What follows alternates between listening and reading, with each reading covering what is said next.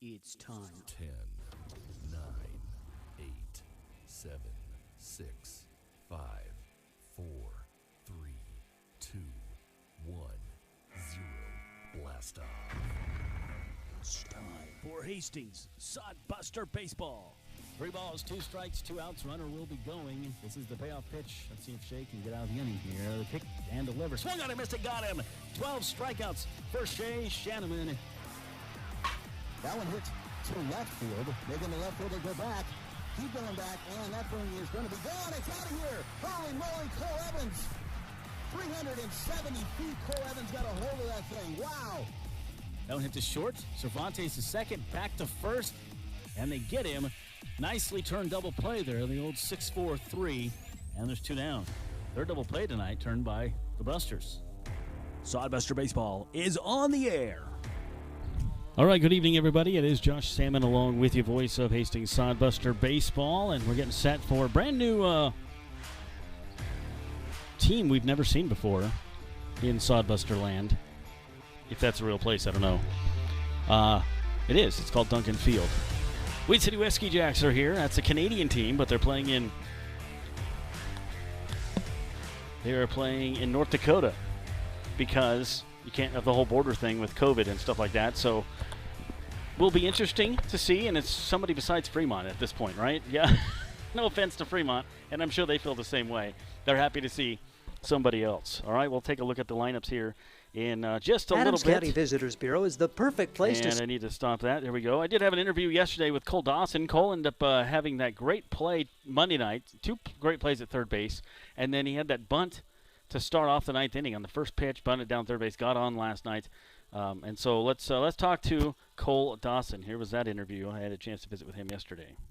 All right, here with Cole Dawson, and Cole played third base here the other night. Snagged some great plays at third, his first year as being a Sodbuster. Talk about your experience here in Hastings so far.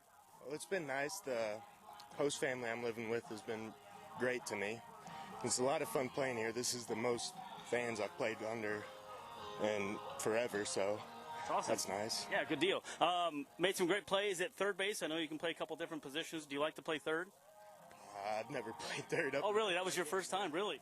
Yeah, I'm usually playing short or second, up the middle. You had some great defensive plays. The over-the-shoulder catch in the first inning, and then you had the high chopper later in the game. That was a great one against the Moo. Does it take a little bit to get used to this turf out here? Well, I played on turf in college. That was my home field, was turf infield, so it's not too much different, but it's a little bit more bouncier than I'm used to, but it's not bad. Hey, tell us where you go to college and what you majored in.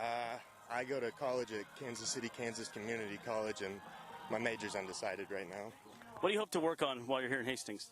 I'll just see a lot more pitching and get more powered, work on my arm, get faster, just get everything. All right. How was the road trip for you? Those are kind of fun. It was about 9 hours from Russellville, Arkansas. That's where I'm from, but it wasn't bad at all. I mean, you get out of the woods and the mountain or the hills, and then you get out here and it's flat. It's a lot more different, though. Yeah, definitely. And then with these guys, everything going pretty well. Camaraderie is usually pretty good here at Hastings. Yeah, it's been great. The guys are nice. They're good. Bunch of good players here. It's a lot of fun. All right. Cole Dawson, thanks, bud. Thank you. So there we go, Cole Dawson. I also had another interview yesterday with Nick Carlson. Both Dawson and Carlson starting tonight, as Dawson starting back at third base. It's the second time in his life he's played third base. Let's hear from Nick Carlson, also a very nice young man. He's from Kearney, Nebraska. Had a chance to visit with him here yesterday as well. Pretty easy. Josh Salmon with you here, voice of Sodbuster Baseball, and I'm with Nick Carlson. And Nick is from Kearney. Tell us a little bit about yourself, what school you go to, and that kind of thing. I'm a freshman up at Northeast Community College. Okay, and what are you majoring up? Business administration. Awesome, very good. So when you got a call from the Hastings Sodbusters, or did you call them, what made you want to come play in Hastings? I reached out to them because I played there for a couple games last summer, and I want to stay close to home. Awesome. So a little short drive to Kearney, not too bad. It's nice playing. You get some fans to be able to come up from Kearney, that kind of thing, and it's a beautiful field. Yeah, it's a really nice field, and it's just nice being super close. Awesome. Playing catcher for us, I know you can play some other positions and stuff too, but do you like doing catcher? Catching has always been my favorite part of baseball, so I think I'm going to try to stick with that. Okay. You do a good job back there behind the plate. What is something you want to work on with the Sodbusters this summer? Really my bats. I want to start getting better at bats and work on my hitting, work on my throwing too, behind the plate. Okay, you mean a little bit more discipline at the plate, that kind of thing? Yeah. Okay, very good. What's your favorite part about being on the team? The camaraderie with the guys is always pretty fun. Probably my favorite part would be just being local, I think. I know a lot of kids from Hastings and Grand Island here, and some kids from my school are here too. So that's awesome. And then the road trip's always fun. You guys had your first road trip. I know there's usually some kind of games going on the bus. How was the road trip? It was really fun. The bus ride was really fun. We stopped and got some good food. So. Oh, bonus. Yeah. Very good. All right, Nick Carlson, thanks, bud. Yep. Here we go. A couple nice guys, both in the starting lineup tonight. We have a new guy as well named Omar Jackson from Mansfield, Texas, and goes to Arkansas Tech. So he is getting the start tonight in left field. We'll take a break and come back and look at those starting lineups. This is the Sodbuster pregame show. Thanks for tuning in. I appreciate it. This is Josh Salmon, voice of Sodbuster Baseball, getting set for Wheat City Whiskey Jacks. All right, maybe we'll find out what a Whiskey Jack is when we come back from the postgame show. It's kind of curious to me. Nebraska Land Distributing is a proud sponsor of the Hastings Sodbusters. When you come to the ballpark, get a refreshing Coors Light, courtesy of Nebraska Land Distributing. Nebraska Land Distributing also features Leinenkugels, the ultimate summer drink, cold and refreshing, and sold at Duncan Field. Another Nebraska Land Distributing option when you come to the ballpark is light beer from Miller. Everything you've always wanted in a beer and less. Nebraska Land Distributing, proud sponsor of the Beer Batter at all Hastings Sodbuster home games. It's hot. Can we get some popsicles? A lot of popsicles. Okay, sure. Let's go to Sam's Club. We can get some popsicles there. Plus, check out the pools on sale. Didn't Dad want to barbecue tonight? With all those popsicles, we should get some paper towels, too. Good idea, Mom. I'll grab some chips. Sam's Club has something for every season. Sam's Club, a proud sponsor of Hastings Sodbuster Baseball. Stop by before or after the game. For the best in promotional videos, custom designs, photography, websites, and more, it's Provident Promotions. You've got the business. Now make it stand out with Provident Promotions. Provident Promotions can help you design your logo, website, custom make your promotional video, and shoot just the right photo for your company or business needs to be seen everywhere. And they even offer email marketing services and social media management. Let them help you from start to finish. 111 North Burlington Avenue, Suite 110 in Hastings. A proud sponsor of Sodbuster Baseball. Timeout! Timeout! Smith, we only need one more out. Do you think you have enough energy? I'm exhausted and it's hot out here. I'm thinking about enjoying that nice, cool air conditioning I have at home. Oh yeah, you've talked about Ruts Heating and AC, the #1 source for residential and commercial HVAC services in Nebraska for over 45 years. Yeah, now, I have enough for one more batter, Coach. Smith, go finish this thing so we can all go home and cool off. Visit rutsheatingandair.com. My husband and I love to live in Nebraska. It's the good life. We always vacation here. Love those Nebraska state parks. We love to eat here. Where are you going to get a better steak? And we love to play here, especially Nebraska Pick 5 from the Nebraska Lottery. It has a $50,000 starting jackpot, drawing 7 days a week, and all the proceeds go back to our state. Hey, honey, this weekend, let's buy some Nebraska Pick 5 tickets, go to a state park, and grill some steaks. Like our first date. I'm no amateur. Top prize odds 1 in 501,000. Welcome back to the Sodbuster pregame show. Josh Salmon with you, voice of Sodbuster Baseball. A very warm evening here as the Wheat City Whiskey Jacks made the 9-hour bus trip in from North Dakota, and they're here. But think about how long it would have been if they were in Canada, where they're actually from, Manitoba, Canada. They're not playing there this year because of the whole border thing with the COVID, so they're playing in North Dakota. First time they've seen us, first time we've ever seen them, so always a fun time when you do that. And like I said before, it's somebody besides Fremont, so I'm happy to see Fremont's on the road to Badland Big Stakes, and I'm sure they're happy to see somebody besides Hastings as well. Let's take a look at the Wheat City Whiskey Jacks. And a lot of it's funny when I'm looking at the roster, and I don't know if it's just a Canadian thing or if it's just the way they put them in. They're the only team in the league that did this. But when you look at their roster, it's last name first is the way they're on here. So I'm going to do the best I can, and as we go along the game. I have the starting lineup in order, first and last. But any changes later in the game, I'm not promising. But it's last name first. I've never seen a team do that on their roster. So I don't know if anyways, that's the way that is. So let's take a look at their starting lineup. First name last. Ethan Stitzman is the second baseman. He'll lead things off for the Whiskey Jacks. Garrett Olson's at short, batting second. Jake Jelly, my favorite name of the night. That's his real name. It's not spelled Jelly like you think, but we'll get to that later. He's the first baseman, batting third. Caleb McDowell is the DH tonight, batting fourth. Dean Bittner is third base, batting fifth. Rhett Steen, also a good name, catcher, batting sixth. Nolan Drill is in left field, batting seventh. Batting eighth is Houston Fogelstrom. I'm earning my keep tonight. He's in right field. And Cameron Daigle is in center field, batting ninth with the pitcher, Kellen. So I did it already. Here we go. Kellen Scanlon is his name. Kellen Scanlon, and I don't even have him on the roster. So nothing there for Ken Scanlon, so I have no stats on him, but we'll see what information I can dig up on him. So Stitzman, Olson, Jelly, McDowell, Bittner, Steen, Drill, Fogelstrom, and Daigle for the Weed City Whiskey Jacks. For your Hastings Sodbusters, under head coach Chandler Wagner, here's what they're going to have. McClure leading things off in right field. It'll be Monroe at shortstop. Carson Gahoy in center field, batting third, back up to the third spot. He's been batting in the fifth for a while. Trevor Matson is back at first base. He's batting fourth. Rodriguez back in the lineup. Good to see him back. He is at second base, batting fifth. Hammond is batting sixth at DH. Dawson, who we had Cole Dawson on the pregame, he's batting seventh, back at third base again. Carlson behind the dish, also on the pregame show, batting eighth.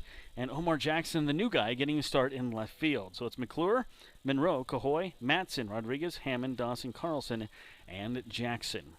We'll take another break, come back, and talk a little bit about these teams' seasons, how they've been going for them, and things they got to look forward to coming up in their schedules and stuff. This is Sodbuster Baseball pregame show. Stick around.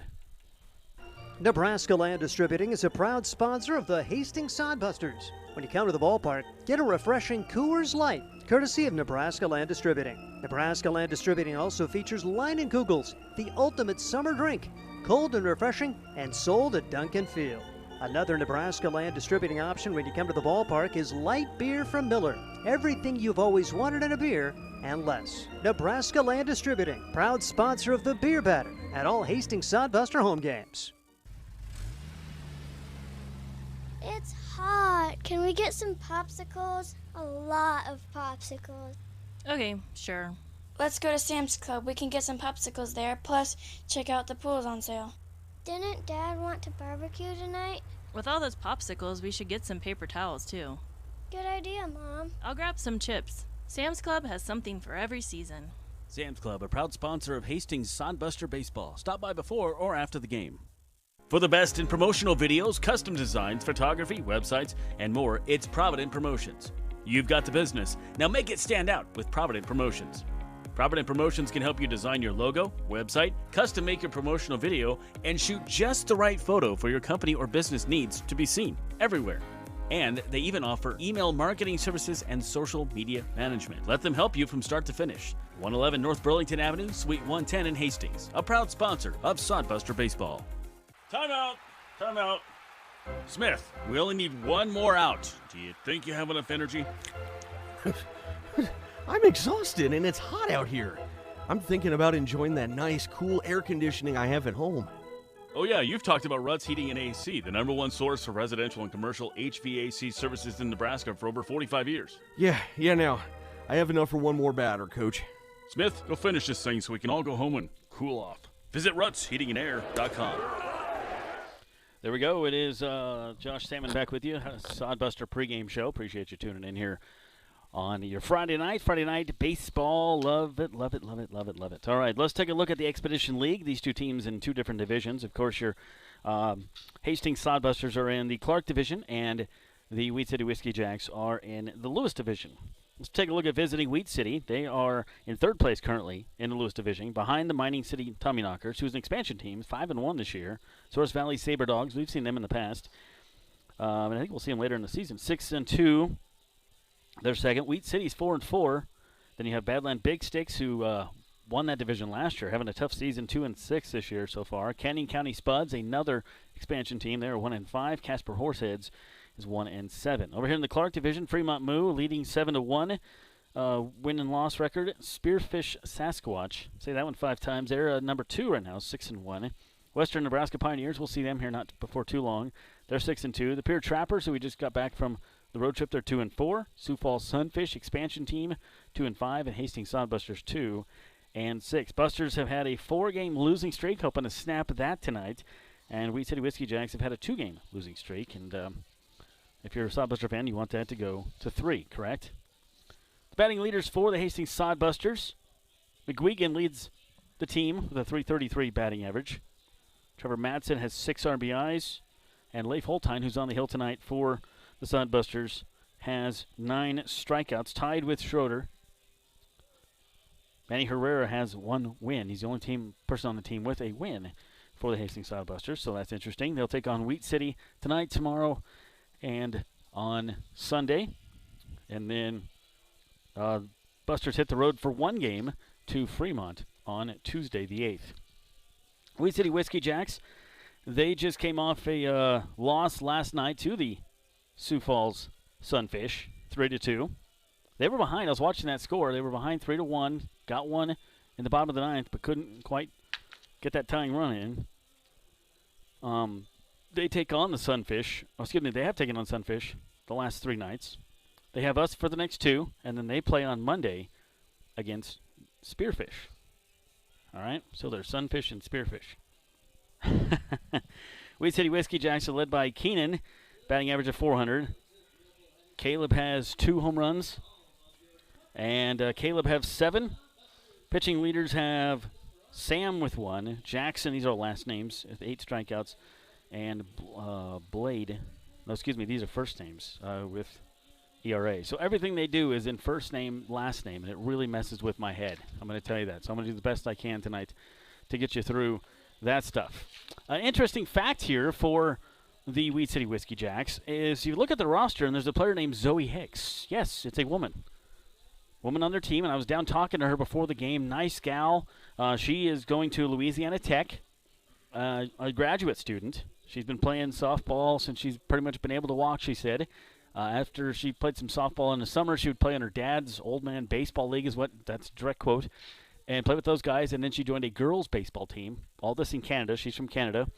And then she decided, hey, I want to try out for the Wheat City Whiskey Jacks. I want to work on some skills there with the baseball, and so there's differences between baseball and softball. Obviously, I mean the way the game is played is basically the same. It's not like volleyball and football or something like that. I mean, and the basics are the same. You've got 4 bases. You've got different positions. There's no rover. Anyways, I talked to her about that, and she said the hardest part is probably the transition because you're watching the arm of the pitcher, and so in softball it's coming from underneath. And baseball's coming from over top. And so I was watching her batting practice today, and she was pulling everything to second, first base, right field. Left-handed batter, she's pulling everything. She will play second base for them, not starting tonight, but she says she does play second base for them. And Zoe Hicks said she approached the team and said, hey, I would like to try out. And they said, okay, let's give it the GM, and they gave her a tryout, and they put her on the team. So she has a couple RBIs on the team. She's got a few strikeouts, but a couple RBIs as well. Don't be surprised if she doesn't come in this game at some point tonight. We'll see. She was out there shagging quite a bit at second base. Ground balls, she was hitting on the batting cage twice. She went up and hit different times in the batting cage tonight, working on her stuff. She loves the game. She knows the game. She says baseball, she likes playing second base because there's more time to get rid of the ball. And I guess I never thought of this. In softball, you got to hurry up. It's such a small field, the baselines are shorter, so you really got to hurry and, try to get rid of the ball, and sometimes that leads to errors. She says, baseball, you got more time. The guy's got to run 90 feet instead of, 60 feet.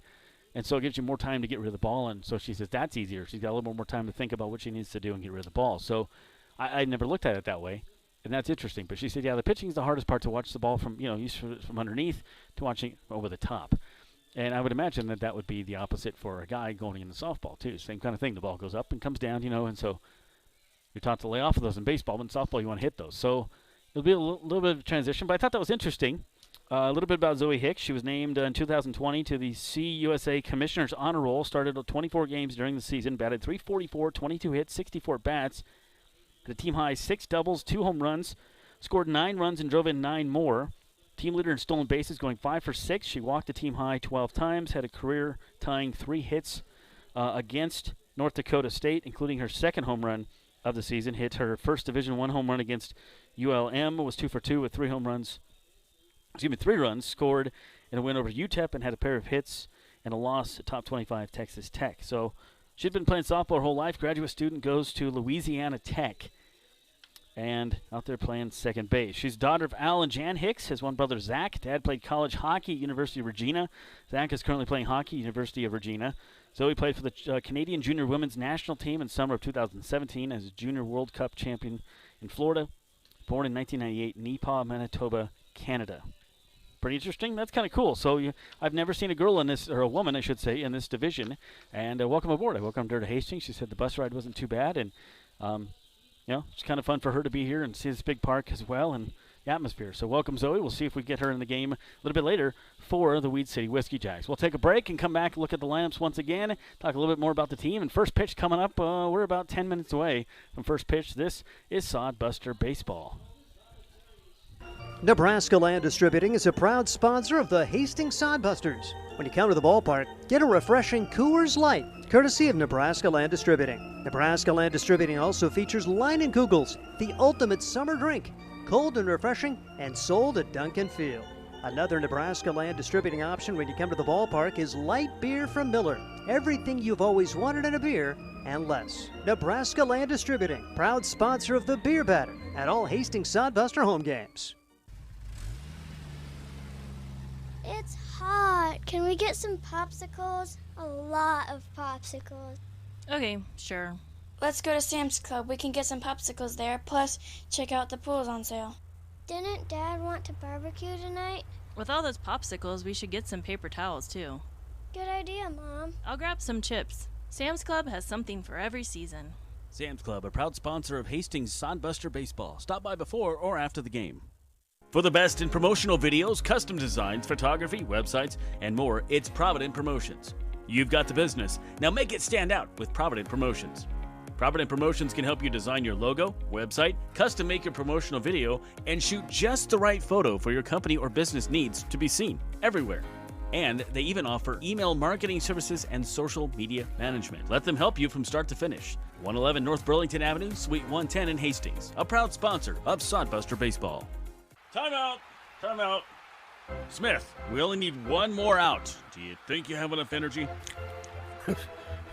I'm exhausted and it's hot out here. I'm thinking about enjoying that nice, cool air conditioning I have at home. Oh yeah, you've talked about Ruts Heating and AC, the #1 source for residential and commercial HVAC services in Nebraska for over 45 years. Yeah, now. I have enough for one more batter, Coach. Smith, go finish this thing so we can all go home and cool off.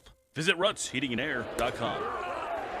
My husband and I love to live in Nebraska. It's the good life. We always vacation here. Love those Nebraska state parks. We love to eat here. Where are you going to get a better steak? And we love to play here, especially Nebraska Pick 5 from the Nebraska Lottery. It has a $50,000 starting jackpot, drawing 7 days a week, and all the proceeds go back to our state. Hey, honey, this weekend, let's buy some Nebraska Pick 5 tickets, go to a state park, and grill some steaks. Like our first date. I'm no amateur. Top prize odds 1 in 501,000. Welcome back to Sodbuster Baseball. Josh Salmon along with you, voice of Hastings Sodbusters. Appreciate you tuning in as we get set for some baseball. Going to be warm all weekend. Reached 90 degrees today.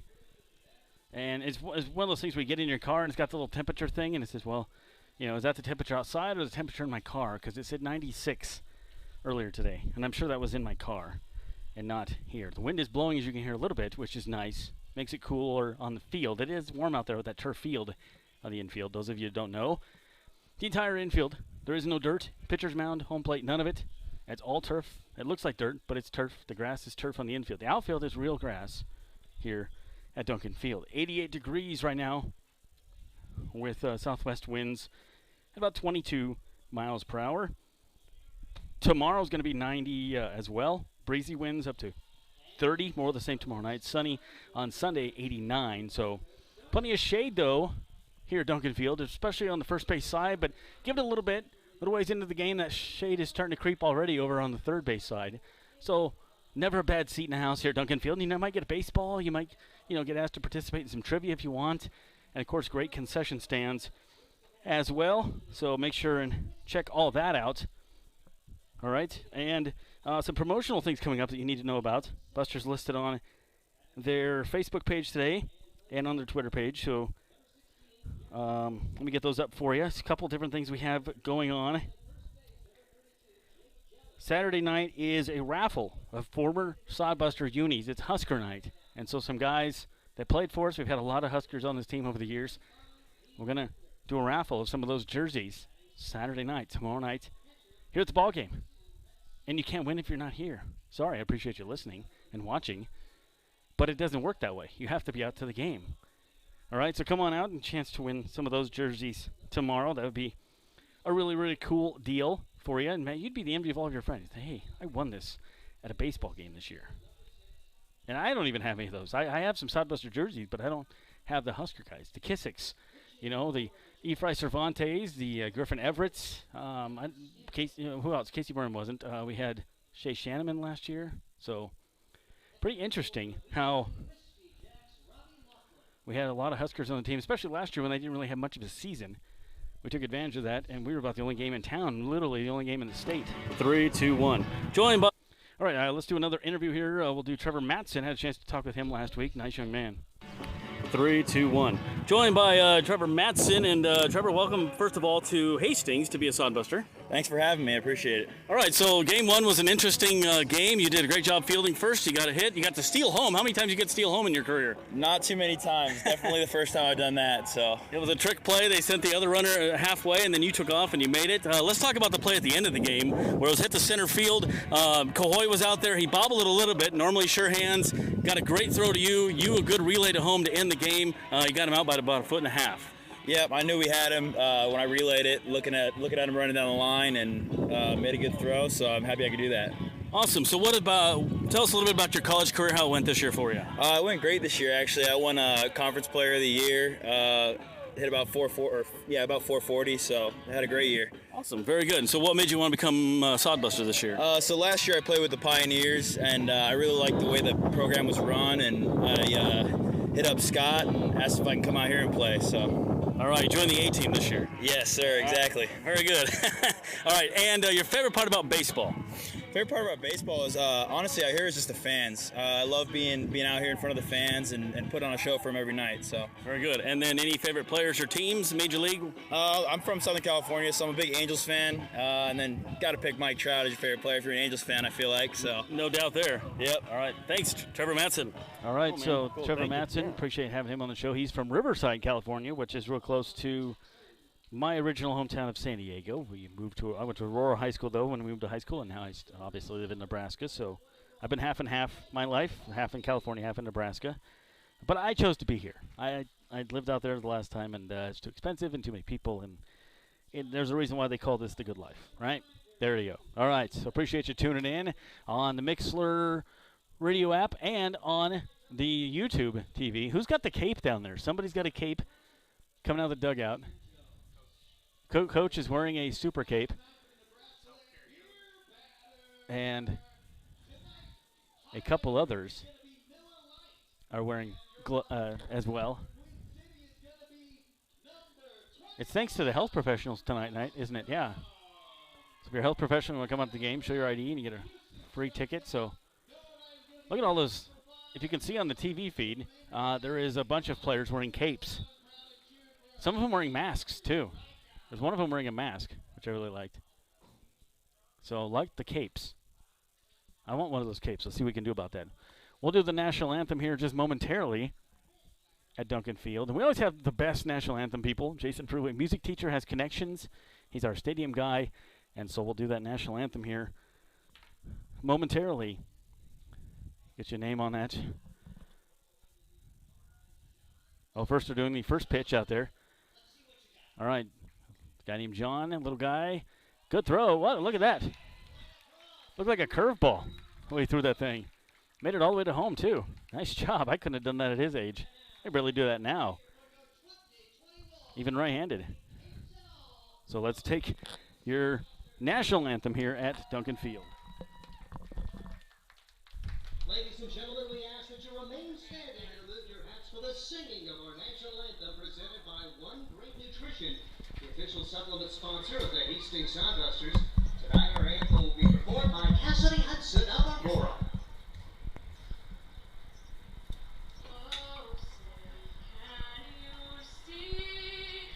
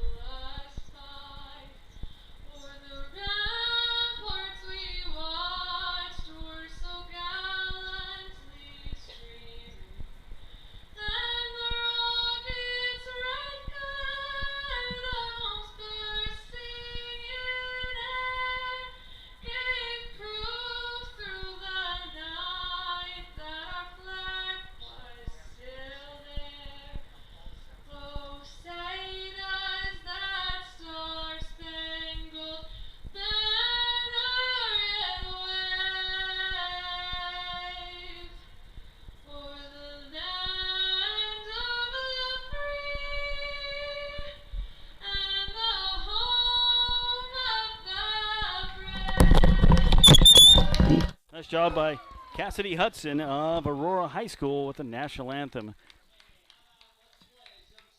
Sodbuster baseball, let's take a look at the lineup again, once again, for your Wheat City Whiskey Jacks. It'll be Ethan Sitzman, the second baseman, leading things off. Then Garrett Olson at shortstop. Jake Jelly batting third at first base. Cleanup hitter is Caleb McDowell, the DH. Dean Bittner is at third base, batting fifth. Rhett Steen, the catcher, is batting sixth. Nolan Drill is the left fielder, batting batting seventh. Houston Fogelstrom is the right fielder, batting eighth. And Cameron Daigle's the center fielder, batting ninth, with pitcher is Kellen Scanton. For the Sodbusters defensively, from left to right, you have Jackson, Cahoy, and McClure. On the infield from third to first, Cole Dawson, Monroe, Rodriguez, Matson, with Carlson behind the dish, and Leif Holtheim on the hill. You look at Leif, he's done very well for the Sodbusters this year. Happy to have the Hastings native back with the team. And leads the team, like I said, team lead for 9 strikeouts is Leif. 1.12 ERA. This is his third start as well. He's pitched 8 innings, given up only 4 hits, 3 runs. 1 of those earned, by the way. Very good season. He's only walked 2 batters, has no record, and given up a triple. Batting average against him is 138 for Leif Holtheim. So, Busters need a W, and you got pretty much a race on the hill in Leif Holtheim. Leif, a Sodbuster last year as well, came back towards the end of the season. You know, we got some of the 5 Points kids back, and it was good to see him back on the team again this year when he came. So, Leif Holtheim with the start. Always happy to have local guys back on the team. Digging in here for the Wheat City Whiskey Jacks. They're in their blue uniforms, dark blue with sky blue numbers. That wind really blowing in from right field. Busters in their green with white pants. First pitch on the way. Holtheim's pitch is a little low for ball 1.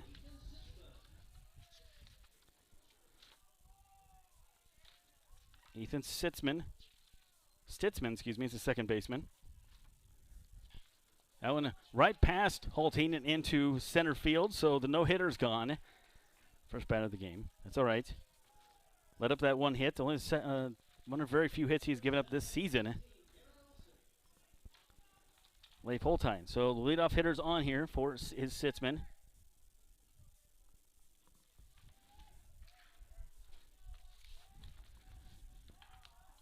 And it brings up Olson, the shortstop. Garrett Olson. Olson batting for the Wheat City Whiskey Jacks. He has no batting average on the season.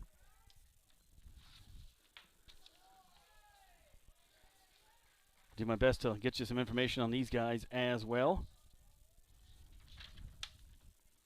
Olson is from Lincoln, Nebraska.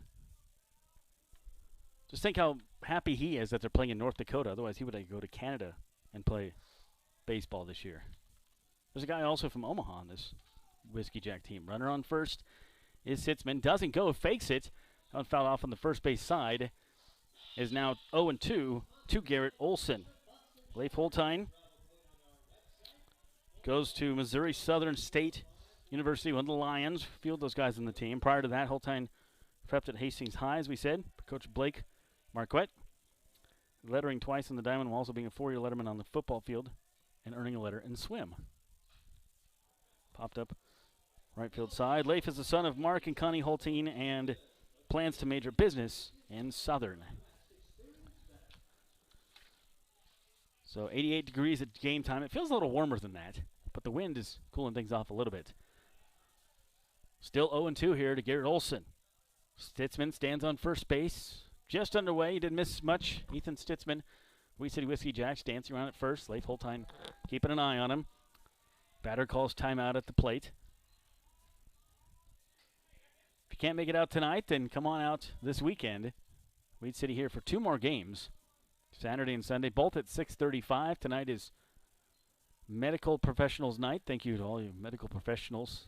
Through this whole pandemic, you guys had to work through this, didn't you? Yeah, we appreciate it. Thank you very much. And all year long, not just during the pandemic. We thank you. Friday night, as we mentioned, is Husker night. Saturday night, Husker night. Chance for you to win some of those former Husker Sodbuster player jerseys tomorrow night. That one hit past the shortstop and into left field. So the first two batters on, going all the way from first to third. A nice way to pay attention there is Stitzman, as left fielder Jackson took his time running in to get that one. I think it just kind of died in the grass. He was expecting it to roll a little more, and he was playing kind of deep. So going all the way from first to third is Stitzman. Ending up on first base, or staying on first base, is Garrett Olson. So 2 singles in a row for Holtein.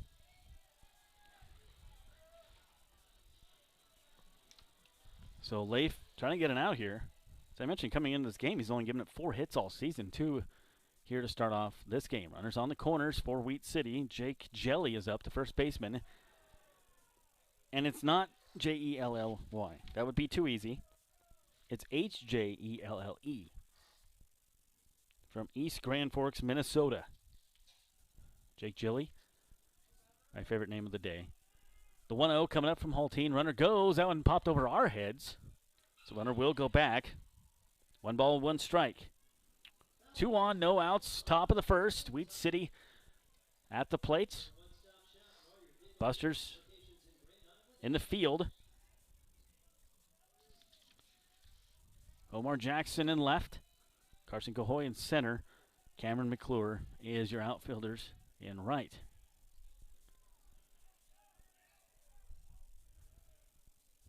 1-1 coming up here from Holtein. And that one misses. 2-1. The crowd wanted that one.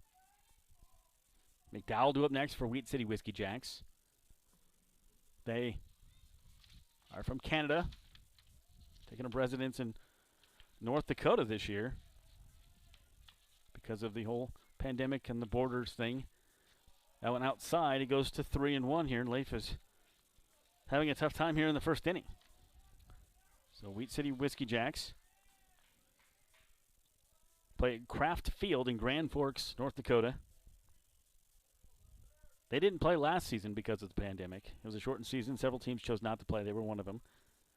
So this is technically their 3rd year in the league. And rumor has it North Dakota looking to get a team next year. So be a good experiment for them. 3-1 coming up here. Runners on the corners. Still no outs. No score. Top 1. Leif Holtein delivers. That one foul out first base side and is quickly slicing out of play. Mattson over there, but just out of his reach. He does a good job at first base, getting kind of used to where the dugout is, where the net is over there. Can be deceiving for a team coming in here or a player who's not used to playing here. But he's figured it out pretty quick. Usually Wheat City plays in Manitoba in Canada.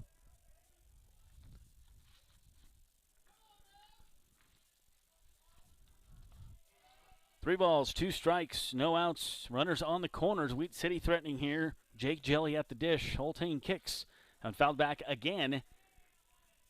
They got an extra bucket of balls. And I do love the players in the capes because medical professionals are superheroes. They have the green capes and the yellow capes. The guys in the dugout. That's awesome. I love that. That makes it a lot of fun. Wind shifting around a little bit.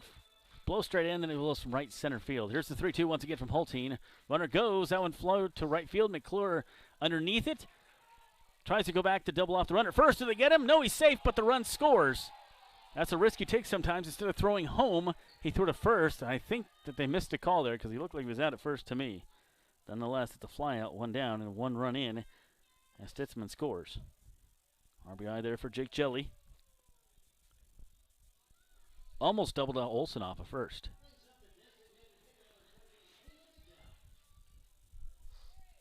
Caleb McDowell to DH. Steps in now. Imagine visiting a place with historic. 1-0 Wheat City. Runner goes. Throw down there is not bad. It's an awkward tag, and they get him. Wow. The ball was thrown on the third base side of the pillow at second by Nick Carlson, and Olson is gone. Caught stealing. It was a terrific tag by Matt Rodriguez at second base. He had to go across his body, catch it with the right side of his body, and then turn around and make the tag behind him. The 0-1 now. Now there's quickly 2 outs. So that 1 run doesn't look so bad if you can get through this batter right here of Caleb McDowell.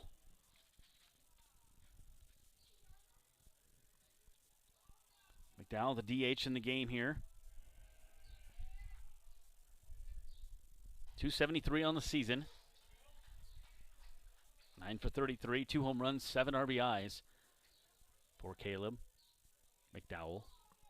Even when the stats are loaded in here, it shows their first name and their last initial. So that's going to mess with me for this whole series. That one nubbed off the bat. You might want to check his bat on this. This is a wood bat league. That one sounded like perhaps it cracked the bat, but I guess not. Off the catcher there a little bit, so umpire's going to walk the ball up and give Carlson a little time to stretch it out. He says, I'm fine. So 2 hits this inning for the Wheat City Whiskey Jacks. 1 run in. Nobody on base as Garrett Olson got picked off trying to steal a moment ago. 1 ball, 2 strikes here to Caleb McDowell. Busters fans making some noise. 1-0 Wheat City. Here is the pitch from Leif Holtein. Kicks and delivers. Fouled straight back and out of play. Like to see out here this weekend. 6:35. First pitch tomorrow and on Sunday.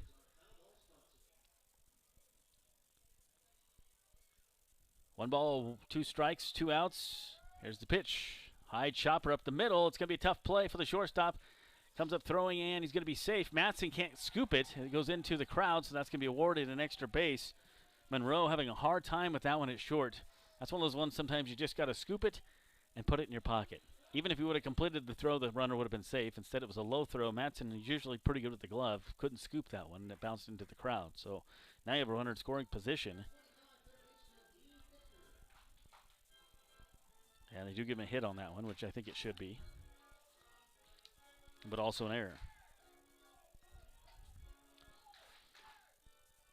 on Matson.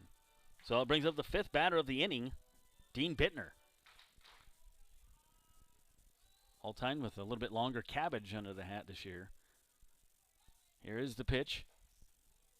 Down right down Burlington. It is strike 1. So Stitzman, Olson, and McDowell have all singled this inning. Jake Jelly with the RBI. He's the only one that's gotten out with the bat. They did get Olson trying to steal earlier at second base. Staying at second now is McDowell on the overthrow. Got all that? It's going to be a test. The 0-1 coming up from Leif Holtein. That one inside. It's 1 ball, 1 strike. Nick Carlson, his battery mate tonight. Kearney guy behind the dish. Hastings guy on the hill. Tri-Cities connection there. These guys have probably known each other growing up, I'm betting. 1 ball, 1 strike. Runner on 1-0 Wheat City. That one popped up over our head and out of play. And so we'll go to 1-2 now. Leif has struck out 9 on the season, looking for his first strikeout tonight. He couldn't come at a better time than right now. Wheat City, 1 run on 3 hits. The smoke from the burgers are kind of blowing this way, and it smells really good, by the way. 1 ball, 2 strikes, 2 outs. Runner on second base, Wheat City 1-0. Here's Holtein's pitch. High and outside, and it goes to 2-3. Dean Bittner up for the Wheat City Whiskey Jacks. Bittner from Phoenix, Arizona. So he's like, hot? This isn't even hot. 88. This is like winter to him. 2 balls, 2 strikes, 2 outs. Holtein gets him on a strikeout. First of the night, and he gets out of the inning. So they get 3 hits, 1 run, and left 1 on base. Reached also an error in the inning for the Busters. They trail 1-0. Bottom of the first coming up. Don't go anywhere. This is Sodbuster Baseball.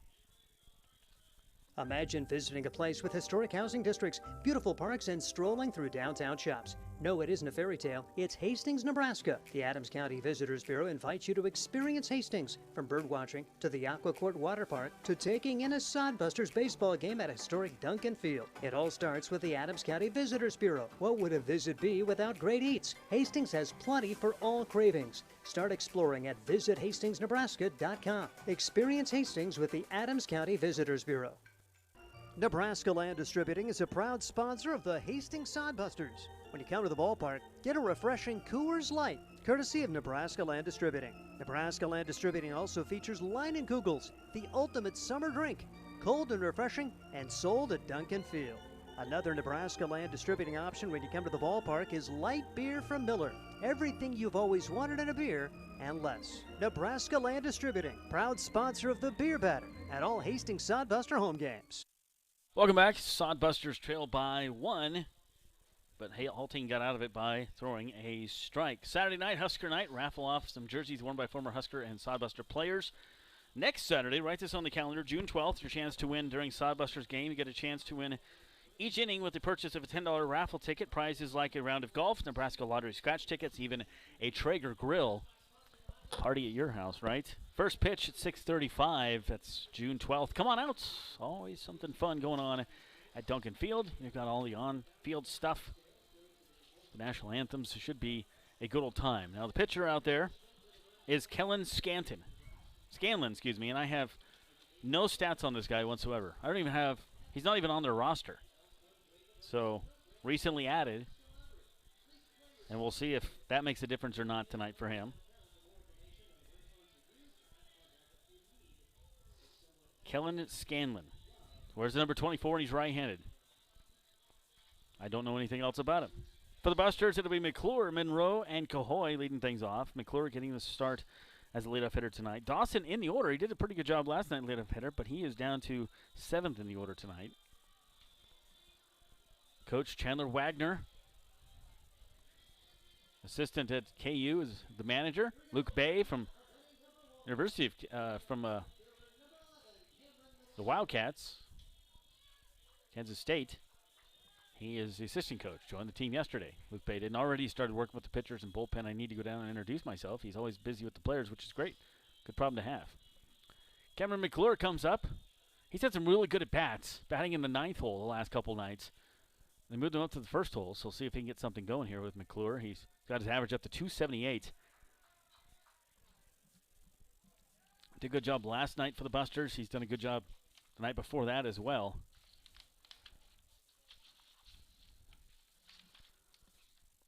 Want to know here from Scanlon. And takes that one a little high. So it'll be McClure, Tyler Monroe, and Carson Cahoy.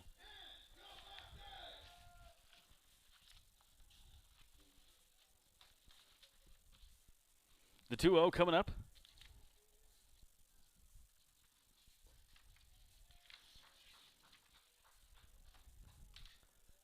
(3-0) now. McClure, good job. All he's got to do is try to get on base. That's what you got to do. That's your job. If you're a leadoff hitter, any way possible, get beaned, whatever, get on base. That is your job. That one takes a strike, and it was almost a little outside as well. 3-1 now to Cameron McClure. Weed City leads 1-0. In the first, Josh Salmon with you. Nate Miller to my right, running your TV controls on the YouTube channel. Here's the pitch from Scanlon. That one in there for strike 2. Now he's battling back here. So now McClure got to be looking for his pitch. He was ahead 3-0. Now 3-2 is the count. McClure last night had 1 hit and 3 at-bats. 2 on Monday night, 2 hits. Takes ball 4 outside. Good at-bat for Cameron McClure. He continues to have good at-bats, and I think that's probably why he's bumped up in the batting order tonight. The guy's had some success in the 9-hole, 8 and 9 hole. He switched back and forth last couple games. Is leading off, and he got on base, so that's what your leadoff hitter is supposed to do. Brings up left-handed batting Tyler Monroe for the Sodbusters, down 1-0. Monroe batting 143 on the season. McClure, good lead at first. First pitch outside for ball 1. McClure, 278. Let's see, he has had 1 stolen base this season. See if they send him during this at-bat. The 1-0 coming up here to Monroe. And that one in there for a strike. Monroe played second base last night, back to shortstop again tonight. Dawson played shortstop last night, back to third base tonight. So some switching around there. 1 on, no outs. 1-1 counts. 1-0 Wheat City. Buster's trying to get something going here, bottom of the first. And that one misses from Scanlon. 2 balls and a strike to Tyler Monroe. Monroe getting a lot more comfortable out there at shortstop on the turf here for Sodbusters. He wants a new sign from his third base coach, manager Wagner. Chandler gives him a new sign. Good lead over at first for McClure, being held on. Scanlon checks his runner, kicks and delivers. That one quite a ways inside. And it goes to 3-1. So Scanlon got behind McClure 3-0. I think battled back 3-2. He's behind Monroe right now 3-1. Lefty versus righty. There's Kellen Scanlon's pitch. That one well inside, and it is ball 4. 2 walks in a row, and the first 2 batters of the game are on for the Busters. Catcher Steen goes up to talk to Scanlon.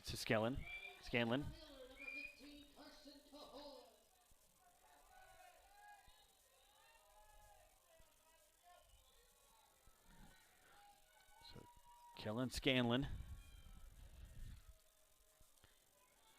walked the first 2 batters of the game.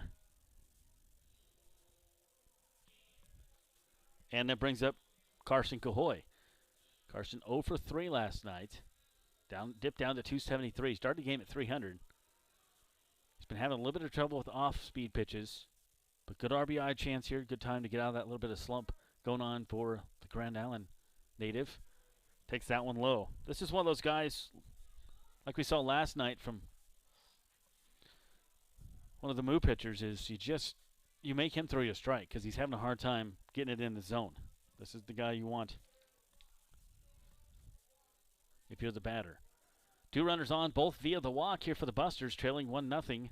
Still no outs, bottom of the first. That one upstairs. Carson lays off of it.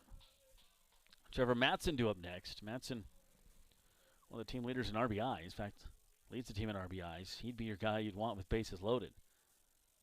But he'd also be happy to be up there with bases empty if Carson Cahoy can get an extra base hit. A lot of outfield for the ball to roll in here at Duncan Field. Down for a strike over the outside corner. It's 370 to left, 367 to right, 408 dead center, 405 in the power alleys. Bigger dimensions than Coors Field, folks. Quite a bit, actually. True story. Wind blowing from right to left now. 2 runners on. Here's the pitch, the 2-1 from Scanlon, way outside. And it goes to 3-1. Scanlon licks his fingers afterwards. Didn't get the grip on that one he wanted to. And so Scanlon in trouble here. Could be walking the bases loaded. He's 1 pitch away from it. Look for Cahoy to not swing unless he gets his pitch. Here is the 3-1 offering, and that one called ball 4. That was very close. Didn't look too bad from up here. And so the crowd cheering that the umpire made the call. 3 walks for Kellen Scanlon, and brings up Trevor Matson.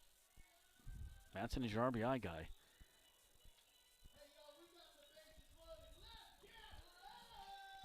Trevor Matson getting the start at first base. And Matson has 6 RBIs, leads the team. JT Cafferty second with 5, not in the lineup tonight. 0-1 here to Trevor Matson. Matson played third base in last night's game, went 0 for 2. Bases loaded. Here's the kick and the pitch from Scanlon. That one fouled off quickly. Matson is behind 0-2. So Scanlon suddenly throwing strikes after walking the first 3 batters of the inning. This is one of those things where the Busters have not gotten the clutch hits this year, and they have an opportunity. You're given 3 base runners. You got to get somebody in. No outs, plenty of chances. Here's the 0-2. Swung and missed on a high fastball. He swung at a ball. Trevor knew it, and 1 down. He got so anxious to hit the ball that he swung at one out of the zone. Upset with himself. So Matt Rodriguez, we haven't seen Matt in a couple games. He got hurt on Monday night, left the game at second base. I believe a runner slid into his elbow. They had the day off. couple days off. Played last night. He didn't play, but the team did, and he's back in the lineup. 1 down, bases loaded, 1-0 Wheat City. Buster's threatening here in bottom of the first. Swung on and missed on the off-speed pitch. And quickly, Scanlon's throwing strikes. Walked the first 3 batters and hasn't thrown a ball since. He threw one, but Madsen swung at it. No balls, 1 strike, 1 out. Busters could use their first hit right here. Outfield playing about halfway for Wheat City. Right fielder shading his face. The sun beating down on him over there. And that one outside quite a ways. About 8-10 inches outside, and it's 1-1 here to Rodriguez. Hammond due up next. You've got McClure standing on third, Tyler Monroe on second, Carson Cahoy on first. All walked. You've got to take advantage of this situation. This is a gift you're given. Cash it in. 1 ball, 1 strike, 1 out. Kellen Scanlon's pitch. Fouled straight back, just a little underneath that one, a little behind the fastball is Rodriguez. So 1 ball and 2 strikes. It's a good job there by Scanlon to mix up the pitches. He had that off-speed pitch, and then this one about 10 miles an hour faster. Fooled Rodriguez, and he just got a piece of it. 1 ball, 2 strikes, 1 out, bases loaded. Kellen Scanlon gets a sign from his catcher. He kicks and delivers. Swinging, keeping alive. That one fouled out of play by the entrance to Duncan Field on the first base side. And so it remains 1 ball and 2 strikes. Love to see you out here tomorrow night for Husker Night. Tonight is Healthcare Heroes and Superhero theme. So I could have worn my Superman shirt. I didn't even know it. 1 ball, 2 strikes. I would have looked weird at my first full-time job with it, but that's okay. That one into right field. That'll score a run easily.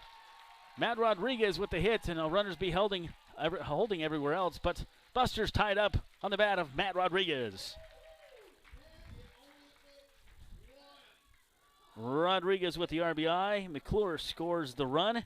We're all tied at 1 apiece. Nice hit there to opposite field, to right field. Just took it where it was pitched. So it brings up Jack Hammond. Hammond had a pretty good game for the Busters last night. 1 of 4, but he had 2 RBIs of the 3. And for Rodriguez, that's his first RBI as a sod buster. 1-1, we're all tied up here in the first. That one way outside. Scanlon having a hard time there, and there is somebody throwing in the bullpen for Wheat City. Just got up there, so it'll be a little while yet. But there is a guy throwing. 1 ball, no strikes. 1 out. 1-1 our score here in the first. Lots of ones. Base is loaded.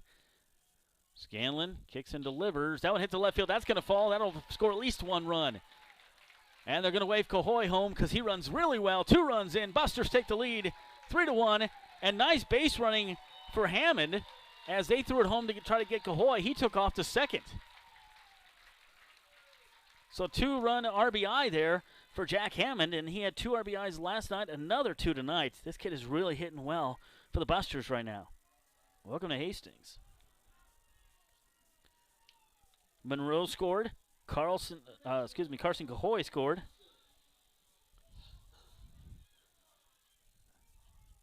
Busters lead now 3-1.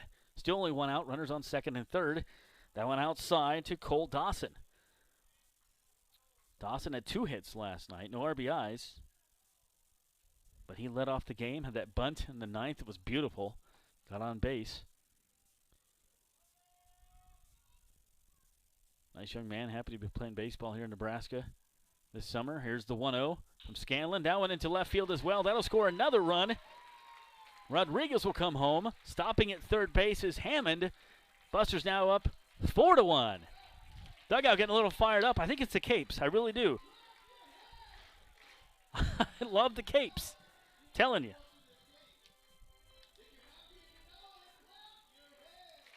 Rodriguez scored. RBI there for Cole Dawson. As the Royals used to say, just keep the line moving. I think they probably still say that, but.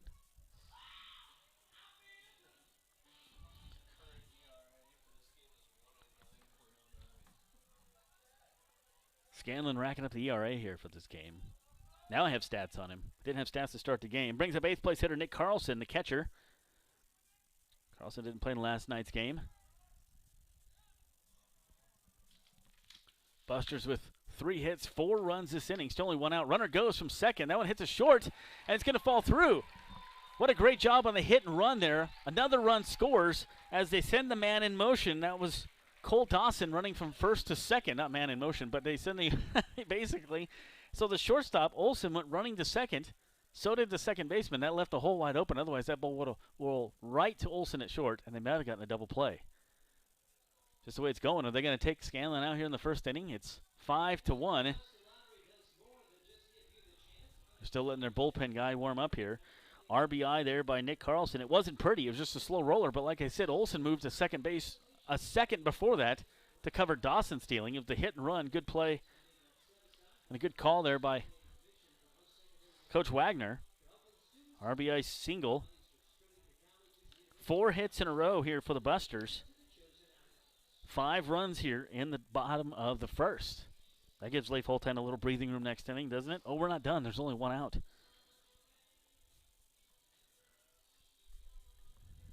So Cole Dawson stands on second. That was Jack Hammond that scored the run.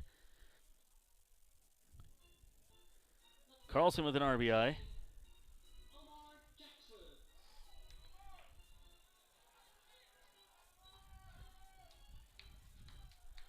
So you have Carlson on first, Dawson on third. Let's see if they send Carlson. This goes Omar Jackson, the new guy. I don't even have him on the roster. He's so new for the Busters. Left-handed batter, left fielder. Where's lucky number 13? Runner goes as the ball falls in front of the catcher. And we'll give Carlson a stolen base on that one. No throw. Runners on second and third. 5-1 now, Busters. Bottom of the first. 4 hits, 5 runs this inning against Scanlon. Another one up the middle. That'll score at least 1 run. In comes Dawson. In comes Carlson now. 7-1. Busters breaking this thing open here in the first. A 2 RBI single right up the middle for the new guy, Omar Jackson. Hey, welcome to Hastings, buddy. Let's make it a good debut. 5 hits in a row.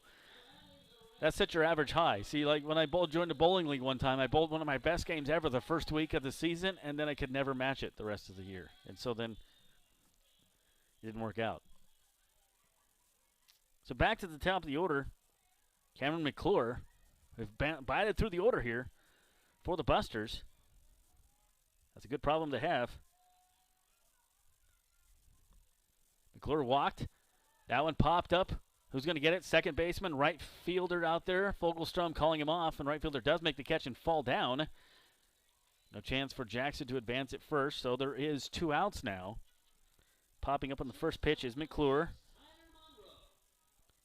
Keep in mind, Wheat City's never been here before, so this sun at Duncan Field on the outfielders can wreak havoc sometimes. Not so much on the right fielder like that one, but on the left fielder, it's really bad out there. Grant Schmidt used to play the best left field here because he got used to it. That's a tough sun in left field. Tyler Monroe comes up. He also walked his first time up. 11th batter of the inning. Busters up 7-1 here in the first. Runner goes. That's Jackson. Throw down. It's too high. Jackson is really fast. Look at him go. Stops at second base, and the throw is very, very high. I'm liking this Omar Jackson kid. Stolen base for Jackson. 2 RBIs. Busters have 1, 2, 3, 4, 5 hits this inning. They have 7 runs. Still only 2 outs. Pitch on the way to Tyler Monroe. Fouled off third base side and out of play. Hastings so happy to see anybody but Fremont up there, putting a 7 spot on the board in the first inning. 11th batter of the inning, Tyler Monroe. Second time he's been up. Scanlon trying to get that 3rd out. Kellen Scanlon's pitch is low. The manager's already come out and talked to him once. You'd like your starter to at least get to the first inning. They have had action in the bullpen. Looks like that guy's warmed up, whoever he is over there. So we'll see what happens if Monroe can reach base here. Right now, 2-1 count. Runner stands on second is Jackson. deep right field. He clobbered that thing, but way too early into the kids' play area. And actually the bullpen, reached the bullpen over there, which is quite a ways over in right field. Only home run I've ever seen hit here, and there's been some, but the only one I got the call was Cole Evans last year. To left field, and it got out by about 1.5 feet, but it got out. That one outside, just a smidge. Wasn't too bad a pitch from up here. 3-2, though. Good at bat for Tyler Monroe. He has walked once already tonight. 3 walks, 7 runs, 5 hits, and not even a full inning pitched here for Scanlon. Not a good debut for him. Here is the 3-2. That one hits to left field. Left fielder underneath it. That's Drill. A couple steps back, and he get out of it, and the Busters leave 1 on base. 5 runs on 7 hits, 1 left on base. Send 11 men to the plate. Busters now lead it 7-1 at the end of 1. This is Sod Buster Baseball. We like those kind of innings, don't we? Sure do. I'm a working mom. I don't have a lot of time for grocery shopping. That's why Sam's Club is so convenient. I can get the food my family loves, household supplies, and be on my way. My husband likes that they offer oil changes and tire services. Really saves him time. They have early hours for Plus Club members so I can beat the crowd on the weekend. Plus, Sam's Club offers free curbside pickup. Order online or in the app. Sam's Club, Grand Island. Sam's Club, a proud partner of Sod Buster Baseball. For the best in promotional videos, custom designs, photography, websites, and more, it's Provident Promotions. You've got the business. Now make it stand out with Provident Promotions. Provident Promotions can help you design your logo, website, custom make your promotional video, and shoot just the right photo for your company or business needs to be seen everywhere. And they even offer email marketing services and social media management. Let them help you from start to finish. 111 North Burlington Avenue, Suite 110 in Hastings, a proud sponsor of Sodbuster Baseball. Welcome back, Sodbuster Baseball. It's good to say the Sodbusters are leading 7-1 here in the top of the second. Josh Salmon back with you, voice of Sodbuster Baseball. Nate Miller to my right, running the camera side of things over there. 7 runs on 5 hits for the Busters, and a big cushion here for Leif Holtein. Hopefully he takes advantage of it.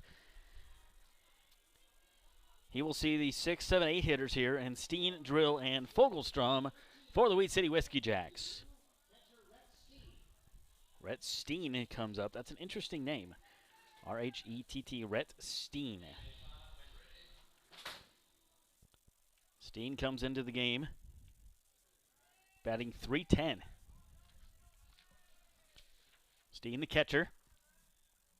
Pitch on the way here from Leif. Outside corner, strike 1. Got to use that momentum. It's Steen from Auburn, Washington. .310 coming into tonight's game. 0-1 pitch coming up from Leif Holtein. Fouled off third base side and by the Busters dugout. No balls, 2 strikes. Whiskey Jacks able to put 3 on the board. 3 on base. We'll only run 1 run on the board to show for it in the first. Busters able to score 7. That one just missed. Good frame job by Nick Carlson back there. 1-2. That's a tough take for a batter, laying off that one. The 1-2 coming up. Holtein waiting for the sign he likes.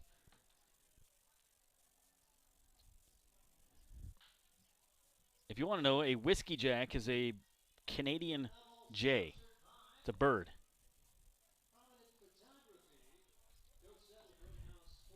So, there you go.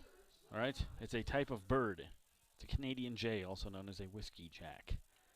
Oh, I like to use that website that rhymes with Boogle. Swung on and missed, got him. 88.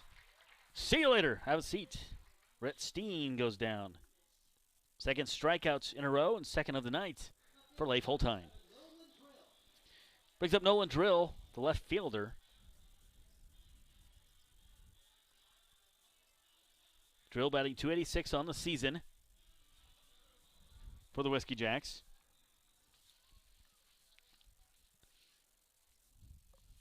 And kind of going sidearm on that one. And missing for ball one was Holteen. Nolan Drill from Cortland, Minnesota. Here's the 1-0 from Leif. Fouled straight back. Just a little slow on that one is the batter Drill. Drill's had 28 at-bats this season, 8 hits, all singles, no extra base hits. Walked 4 times, struck out 6. 1 ball, 1 strike, 1 out. Busters lead 7-0, top 2. High leg kick for Holteen and back again to the net. Foul back by Nolan Drill. Still love those green socks with the yellow stripes. The capes are my favorite thing tonight, though. It's Superhero Night and Healthcare Heroes Night. Basically the same thing, right? Yeah. So some of the players in the dugout are wearing capes tonight, green and yellow capes. And I think that's part of our superpower with the offense tonight. Swung on and missed, got him, fooled him. Off-speed pitch. That thing is nasty. And Drill just goes back shaking his head to the dugout. What was that? 3 strikeouts in a row for Holteen. Brings up Houston Fogelstrom, the right fielder. Fogelstrom batting 121 on the season. 2 down here for the Whiskey Jacks in the second. That one just missed by an eyelash, a little high perhaps. 1-0. Holteen really settling in here as a 6-run lead will do that. Struggling a little bit for some location in the first inning. His batters get up there and say, hey, we got your back. Put 7 on the board. Gives the guy a little confidence. High chopper down third base line. That is going to go foul. Letting it go foul is Cole Dawson. 1 ball, 1 strike to the 8th place hitter, Houston Fogelstrom. Fogelstrom can find a way to get on. Cameron Daigle will be up next. Reed City Whiskey Jacks, 4-4 on the season. Coming to tonight, 3rd place in their division.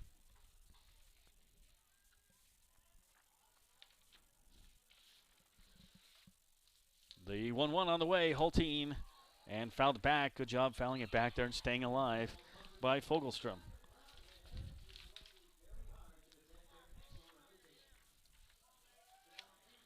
Next Saturday, Sodbusters, June 12th. Chance to win lots of prizes with the raffle. Around the golf, Nebraska Lottery scratch tickets, $10 raffle ticket.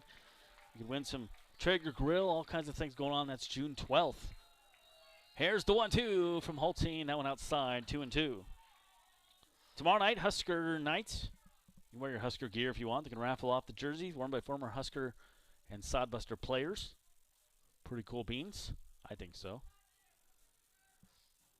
2 balls, 2 strikes, 2 outs. Busters lead 7-1, top of the second.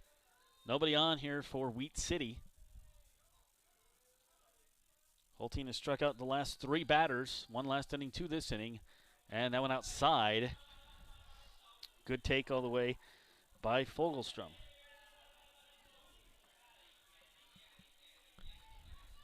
So Holteen, 1 pitch away from getting out of the inning without allowing anybody on base. He struck out last inning Bittner to end the inning. He struck out Steen and Drill this inning for the 2 outs. Here's the 3-2 coming up from Leif.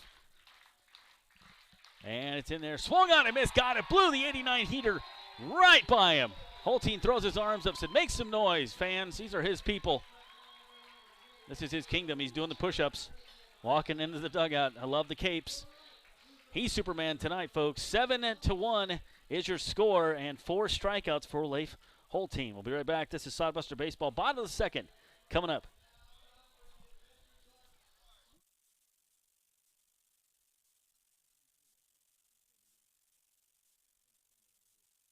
Baseball and hot weather, so make sure you stay cool with Ruts. Ruts Heating and AC is your #1 source for residential and commercial HVAC services in Nebraska. For over 45 years, Ruts has been a name to trust for repairs, installation, and maintenance work on time. Call Ruts Heating and Air Conditioning today to discuss your HVAC needs, free estimates, and the guarantee their work. Whenever your heating or AC needs, trust Ruts. Visit rutsheating.com. Nebraska has some of the most beautiful state parks in the country. And to celebrate their 100th anniversary, the Nebraska Lottery announces our Great Outdoors Getaway promotion. Through June 8th, 2021, enter any non-winning $5 Nebraska State Park Centennial Scratch ticket for a chance to win a 2-night stay at a Nebraska State Park, $2,021 in cash, and Nebraska Lottery and Game and Parks merchandise. State parks as great as ours deserve a promotion as great as this. Top prize odds 1 in 80,000. Welcome back to Duncan Field as Leif Holtein strikes out the side in the second. Josh Salmon back with you from Duncan Field. As Busters come up here in the bottom of the second with a 6-run lead, 7-1. And it'll be 3, 4, 5 hitters up. Cahoy, Matson, and Rodriguez. Those guys had a good inning last inning.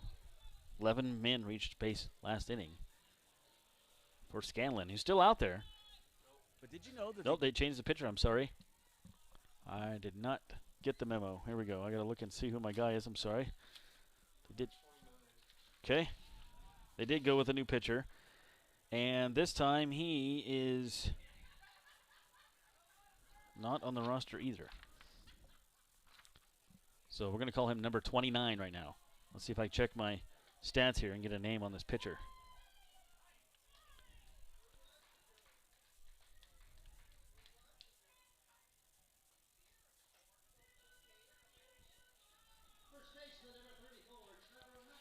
So a fly out there for Cahoy.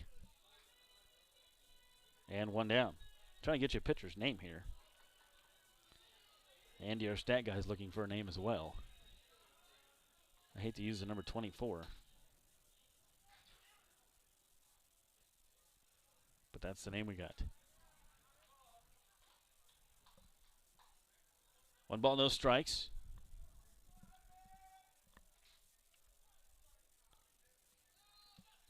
New pitcher there for Weed City Whiskey Jacks.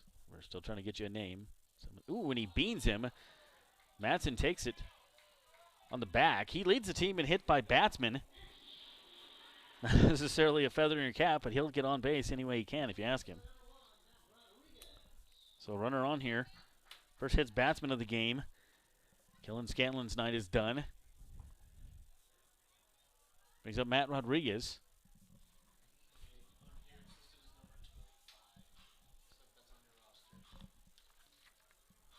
So Sam Markfee is the pitcher.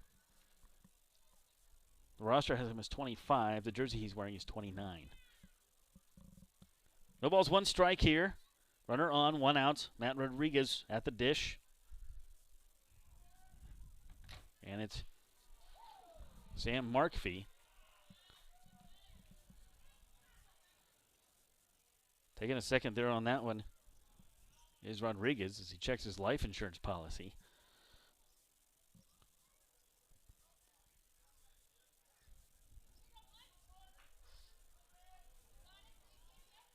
It's Mar Hefke. Mar Hefke is how you say his last name. I got the pronunciation here.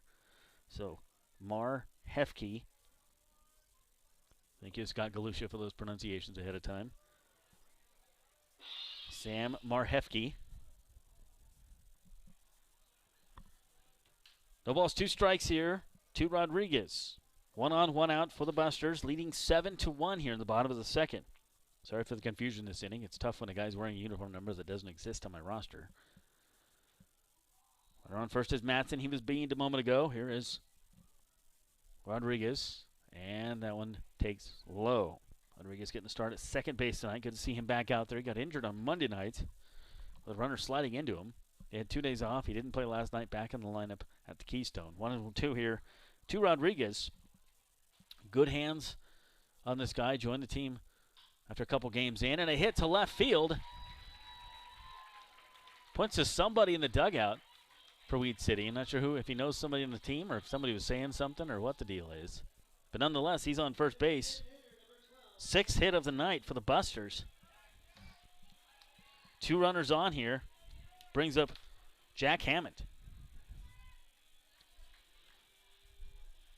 And so for Jack Hammond, 2 RBIs for him already tonight. Single, 2 RBIs back in the first in that very long first inning. Chance for some more RBI totals here for Hammond, the DH. Pitch on the way from Sam Marhefke. Second pitcher of the night.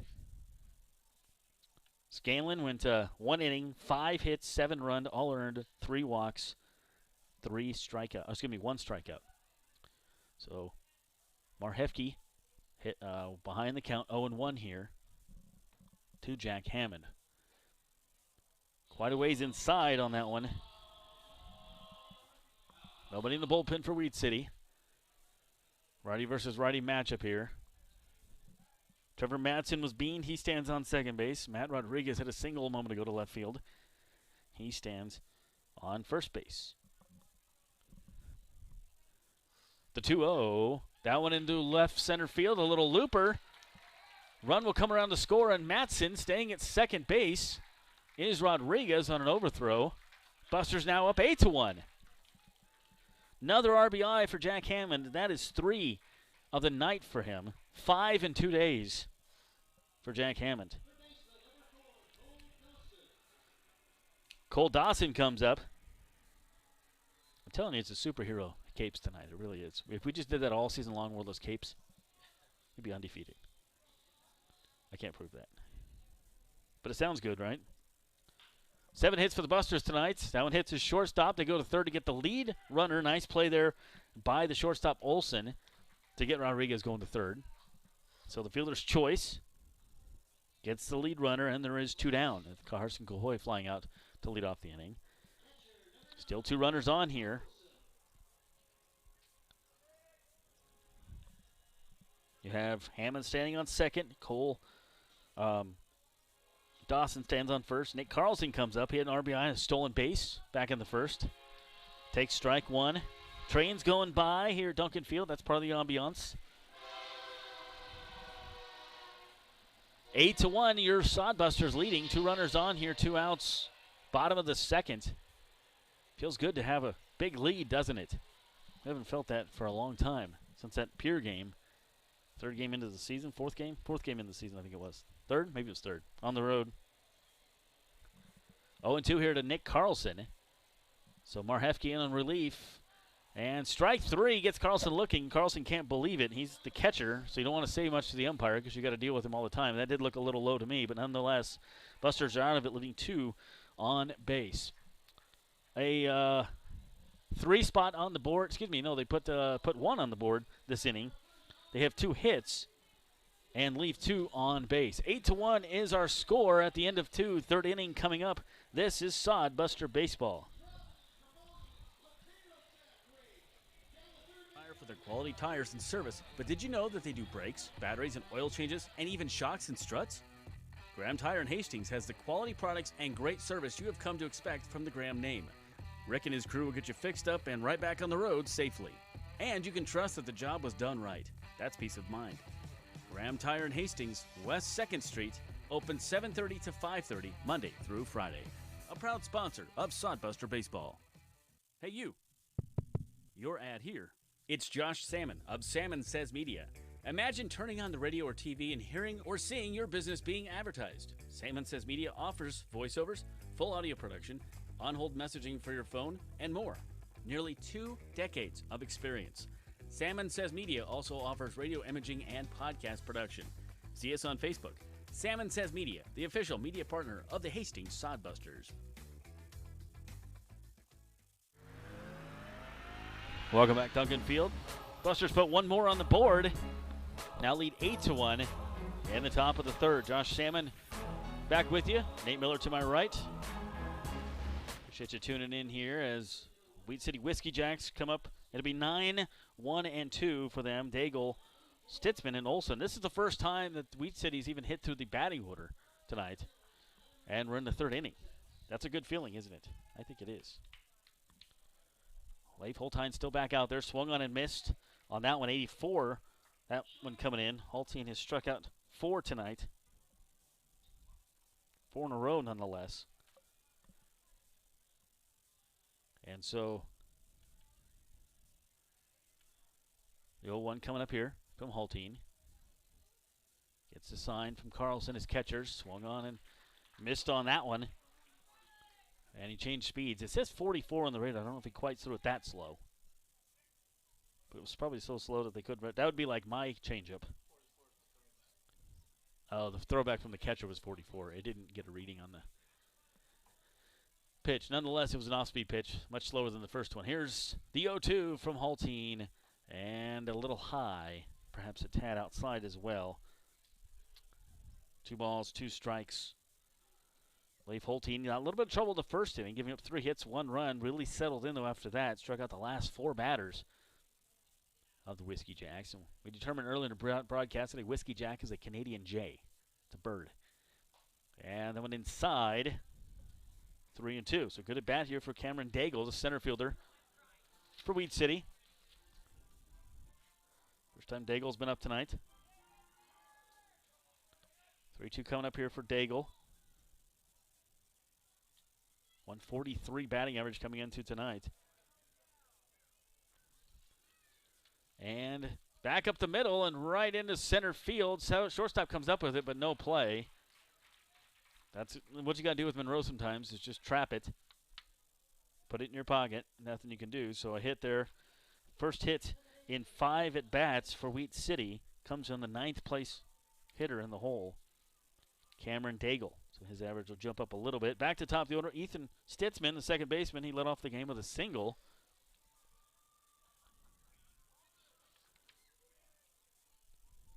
Stitzman, a fun name to say, by the way. From Golden, Colorado. Runner on first, Cameron Daigle. Good lead for him. Foul off first base side. Off the facade. It hit the metal facade, bounced down. I'm looking for the Hastings Sodbuster drum guy. I've heard him. I just don't see him. We have our own drum guy here that comes every game and brings his own drum. No balls, 1 strike. Wear your Husker gear tomorrow, Husker night. Tonight, Heroes and Healthcare Professionals night. Superheroes, and about the same thing. Carson Gahoy running to right center field. Shallow right center field, makes the one-handed catch. Throws back to first to try to double up the runner, but no chance there of getting Daigle at first. But there is 1 out. Fly out to center field. He covers a lot of ground out there. He had a better chance at it than McClure did. So Stutzman done. 1 out here for Wheat City in the 3rd. Garrett Olson, the shortstop, steps in. Olson batting 1,000 on the season because he had a hit his first time up. It's been his first at bat of the season last time up. I don't have many facts on these guys. Do the best I can with stats and stuff for you. And that one called a strike. Looked a little high to me, but we'll take it.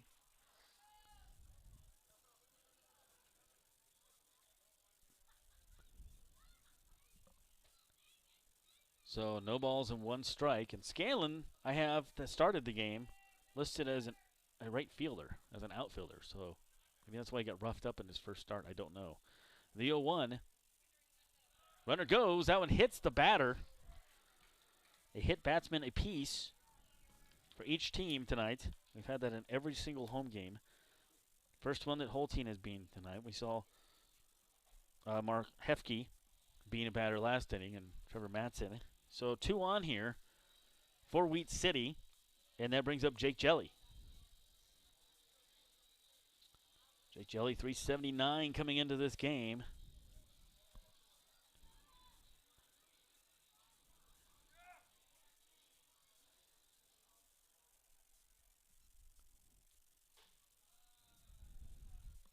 That one misses for ball 1.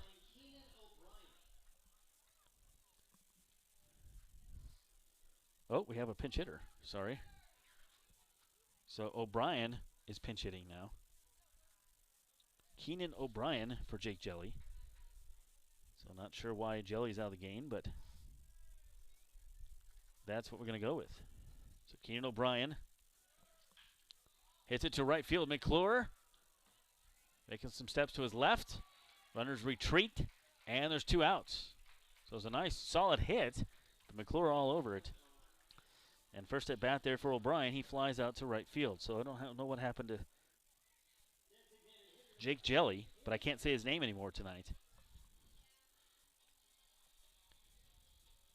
And brings up Caleb McDowell. McDowell, the DH, had a single his first time up. Busters lead at 8-1. They've put 7 up in the first, 1 in the second. Wheat City got the scoring going back in the top of the first on 3 hits against Leif Holtein. Holtein in his third inning of work has really settled in, struck out 4 batters. Only allowed 1 hit in the last 7 batters. He did bean a guy. That is Olsen who's standing on second. Cameron Daigle stands on first. 2 down here in the top of the third for Caleb McDowell.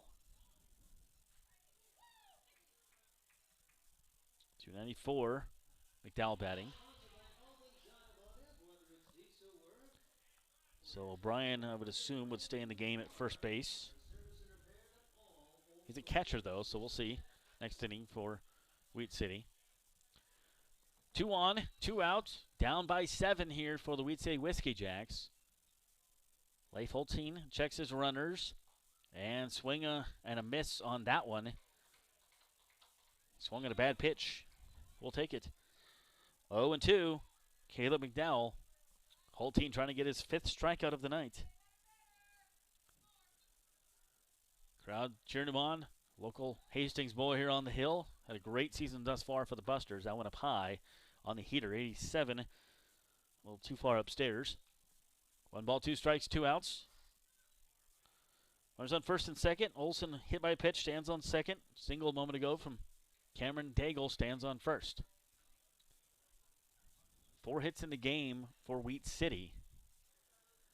3 in the first inning, and then just the one at Daigle here a moment ago. The 1-2 offering from Holtein, fouled up, and I can't quite catch it. It's over my head. We had one here. What was that, the opening night, Nate, that hit the window? I think it was opening night. Came up here and hit the press box window right in front of Nate here. 1 ball, 2 strikes, 2 outs. Holtein from the stretch gets a sign from his catcher, Nick Carlson. The Tri-City guys working good together as the battery. Here's the pitch. That one hit to right field. McClure to his left. Should be an easy catch. And now he has to take a couple steps in as he misjudged it. But he does get the out, and Holtein retires the side. 1 hit, 2 left on. No runs that inning for Wheat City. They still trail 8-1. Bottom of the third coming up. Your Busters lead by 7. This is Sodbuster Baseball from Duncan Field.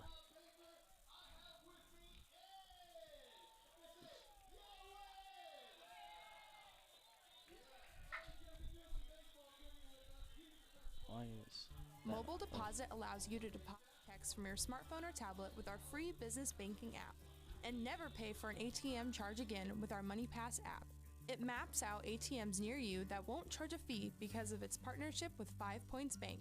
We're here to serve you in person and online, and that's why we're the better bank. Have you heard the latest in Sodbusters news? Hey, this is Josh Salmon, voice of Hastings Sodbusters Baseball, inviting you to check out the Sodcast, the official Sodbusters podcast.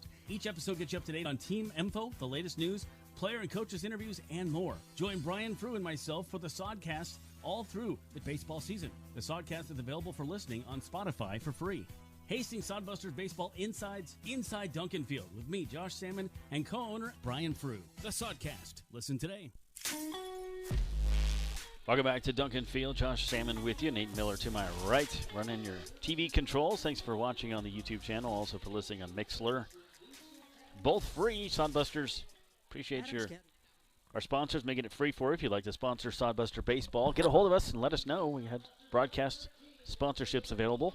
You can sponsor the pregame show or the pitching changes. Let us know. Leading off the inning here will be Omar Jackson. Jackson made his debut by singling back in the first. Part of that 11-batter first inning, that 7-run first inning. Omar Jackson hit it to short. Scooped up by Olsen over to first. And underneath the glove of O'Brien. Keep in mind, O'Brien, listed as a catcher, came in to pitch hit for the first baseman, Jake Jelly. So we're not sure what's wrong with Jelly, but O'Brien, that one went underneath his glove and reaching on the error. Be E6.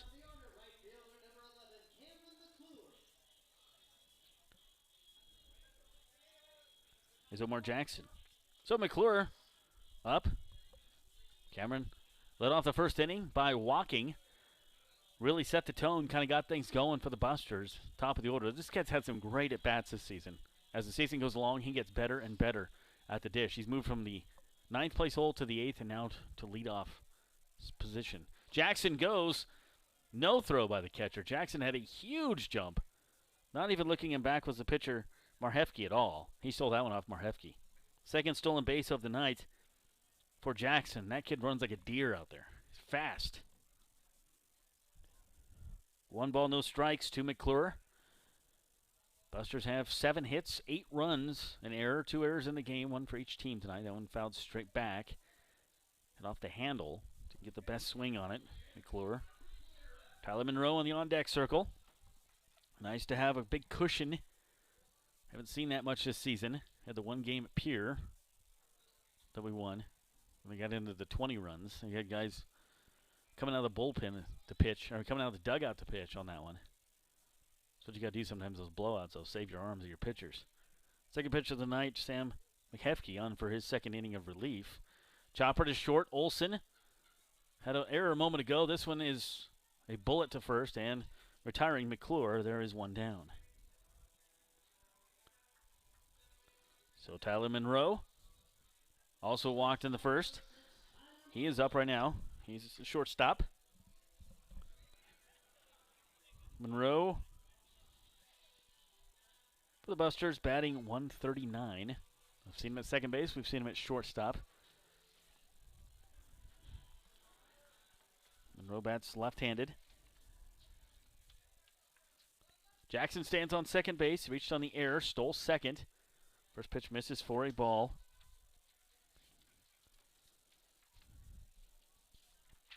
1-0. Most of the guys that are going to be Sodbusters this year so far are here, joining the team, are already on the team.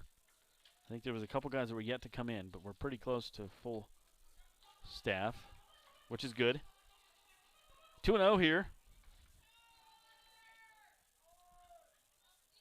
to Tyler Monroe.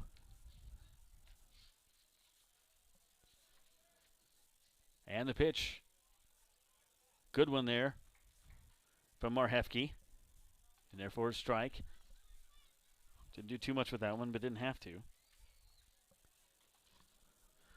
Busters lead at 8-1 on your Friday night. Superheroes and medical workers are superheroes too. It's their night as well. Healthcare heroes and superheroes night. Essentially the same thing, right? Yeah, I think so. Tyler Monroe, 3-1 count. Runner on second is Jackson. Anything to the outfield, Jackson will score. That one to the outfield, that may do it. Let's see if he gets in. Let's hit to left field. No, left fielder is playing pretty good position. Okay, I take back my anything to the outfield. Anything to right or center, he would have scored. Getting in quickly is Drill, but second hit given up. Excuse me, third hit given up by Marhefke as he started the second inning. So 2 runners on here, still only 1 out for the Busters. Jackson reached on an error. This brings up Carson Cahoy. Carson due for a hit. It's been a couple games since he's gotten a hit. They've been moving around the order a little bit. 3rd, 5th. I think they've even tried him a little lower. Trying to find a place where he's comfortable. Here's the 1-0. Smack to shortstop. Didn't get all of it. Olson double clutches. He's going to have to hurry to get Cahoy. He does get him out, but Carson gets the RBI as Jackson scores. So Jackson scores again. RBI for Carson Cahoy.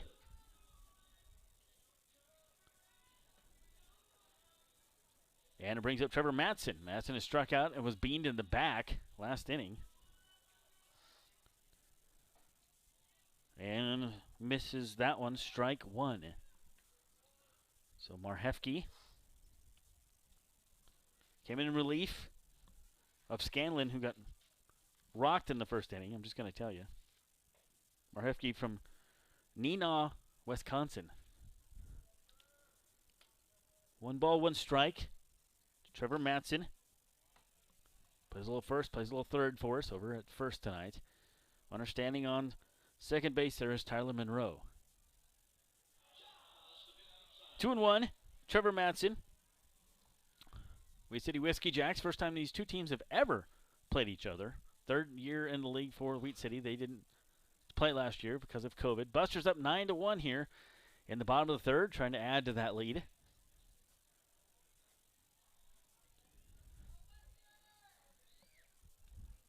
Trevor Matson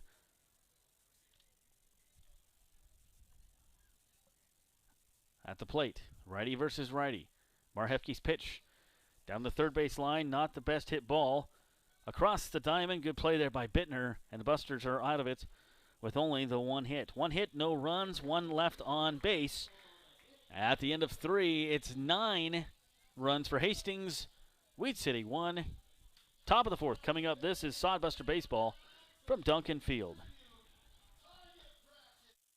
Bureau is the perfect place to start your Hastings experience. A place where you'll meet artists, shopkeepers, and storytellers while you stroll through downtown shops, beautiful parks, and historic housing districts.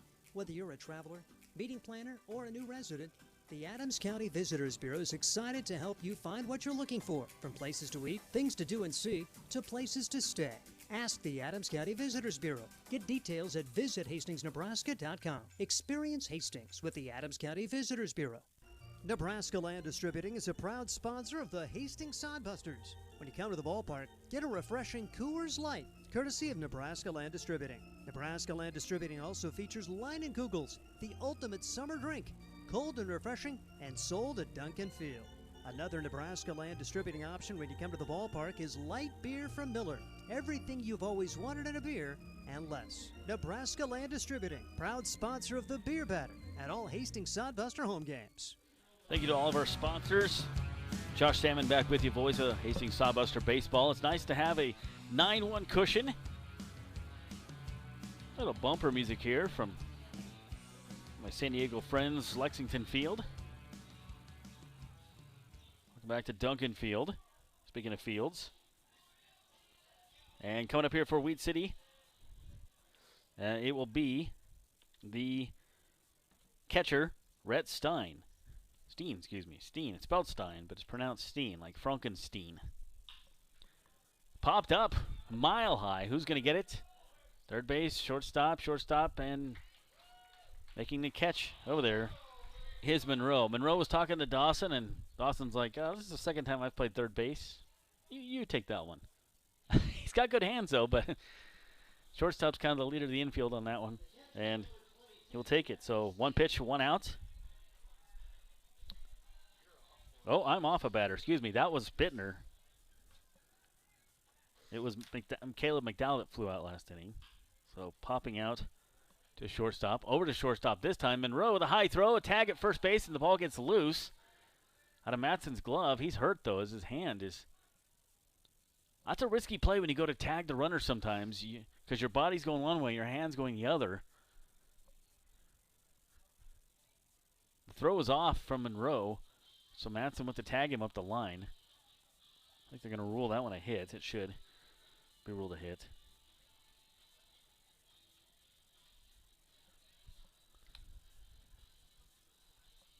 And it is.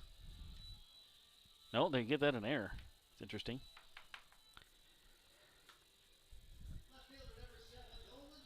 So, an error. Second error of the night for Tyler Monroe, E6. Runner stands on first base. That was Steen. Sorry, I was a batter off to start the inning. Nolan Drill up now. He struck out looking his first time back in the second inning.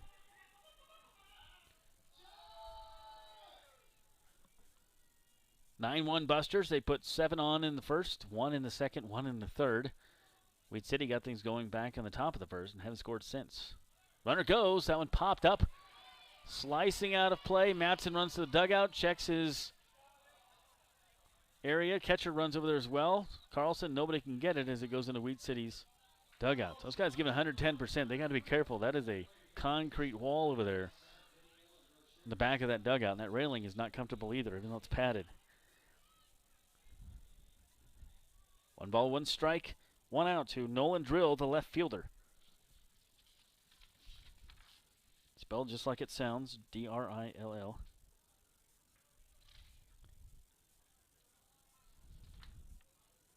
Drill from Minnesota, as I mentioned earlier. Cortland, Minnesota, leading off of first base is Steen.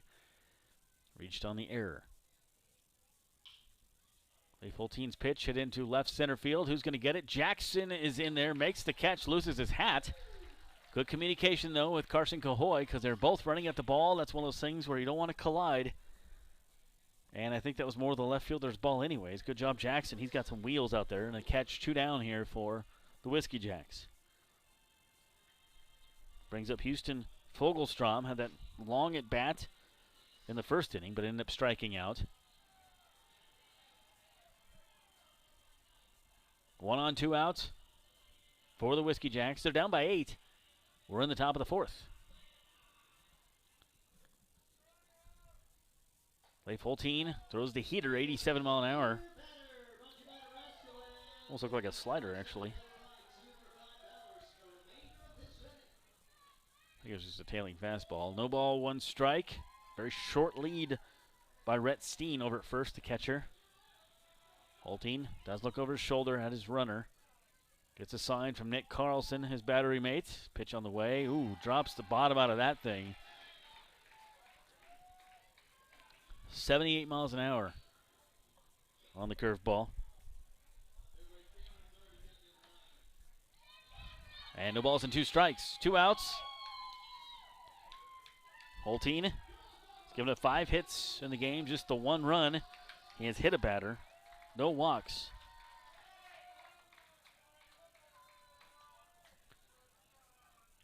Pitch on the way here from Holteen. See if the runner goes.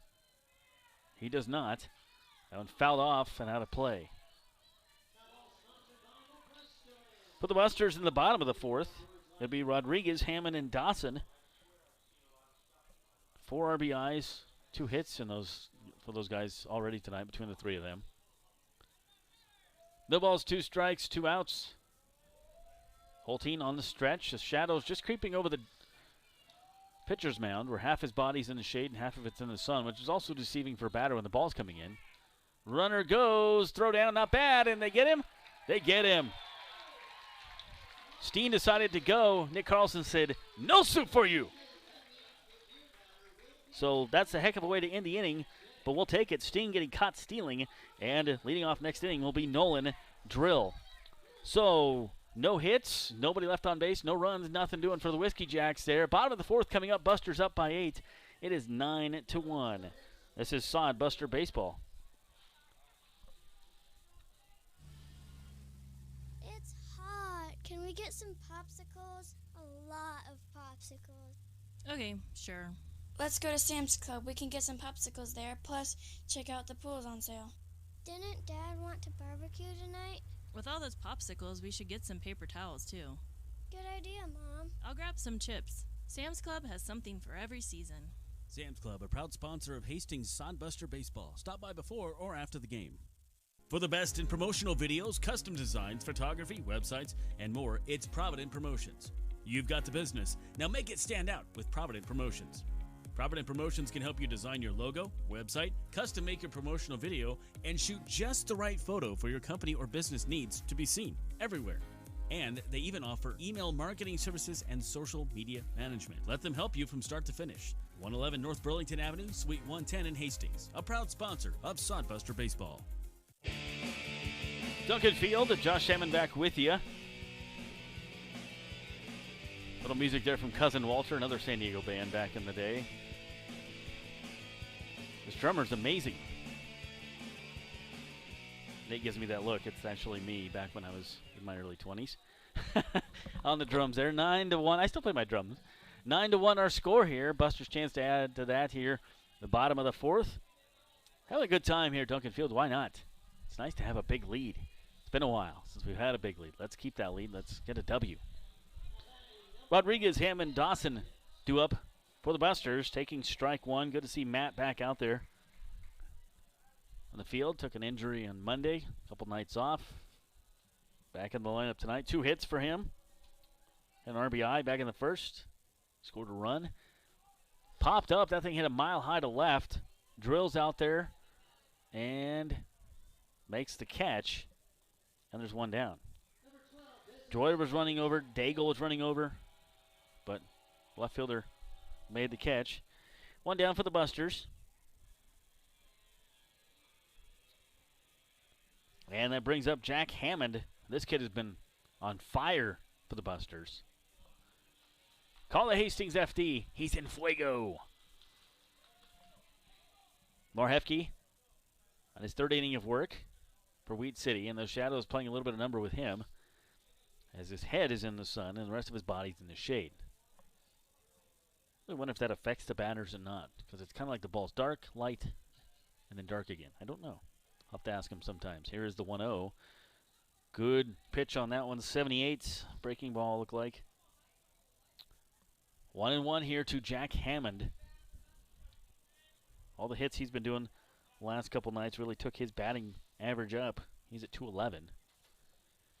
Here's the 1-1 offering. That one in there for a strike. 1 ball, 1 strike. And Scott Godelusha is going to join me here in a moment. Let me get my other microphone hooked up. 1 ball, 2 strikes here to Jack Hammond. Pitch coming in from Marhefke, and right back up the middle, right between the wickets. Marhefke checks his life insurance policy. He's okay.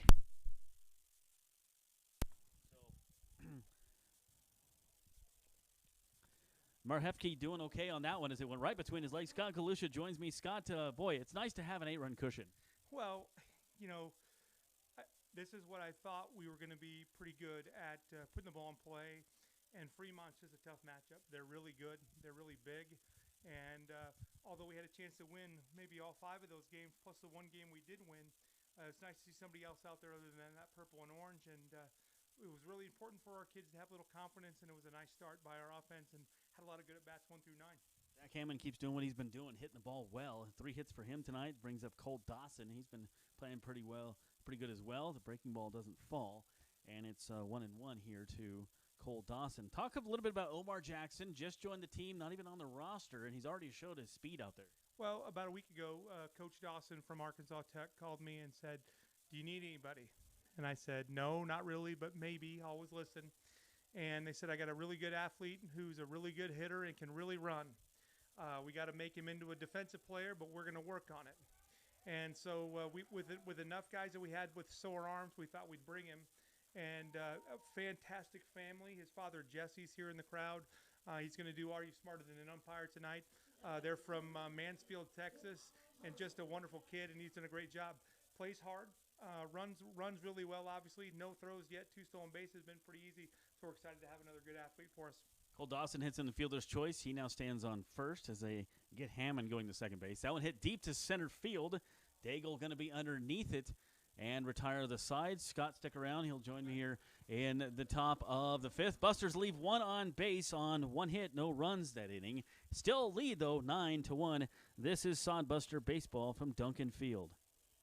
A little word here from Nebraska Land Distributing. Oh, excuse me, Ruts.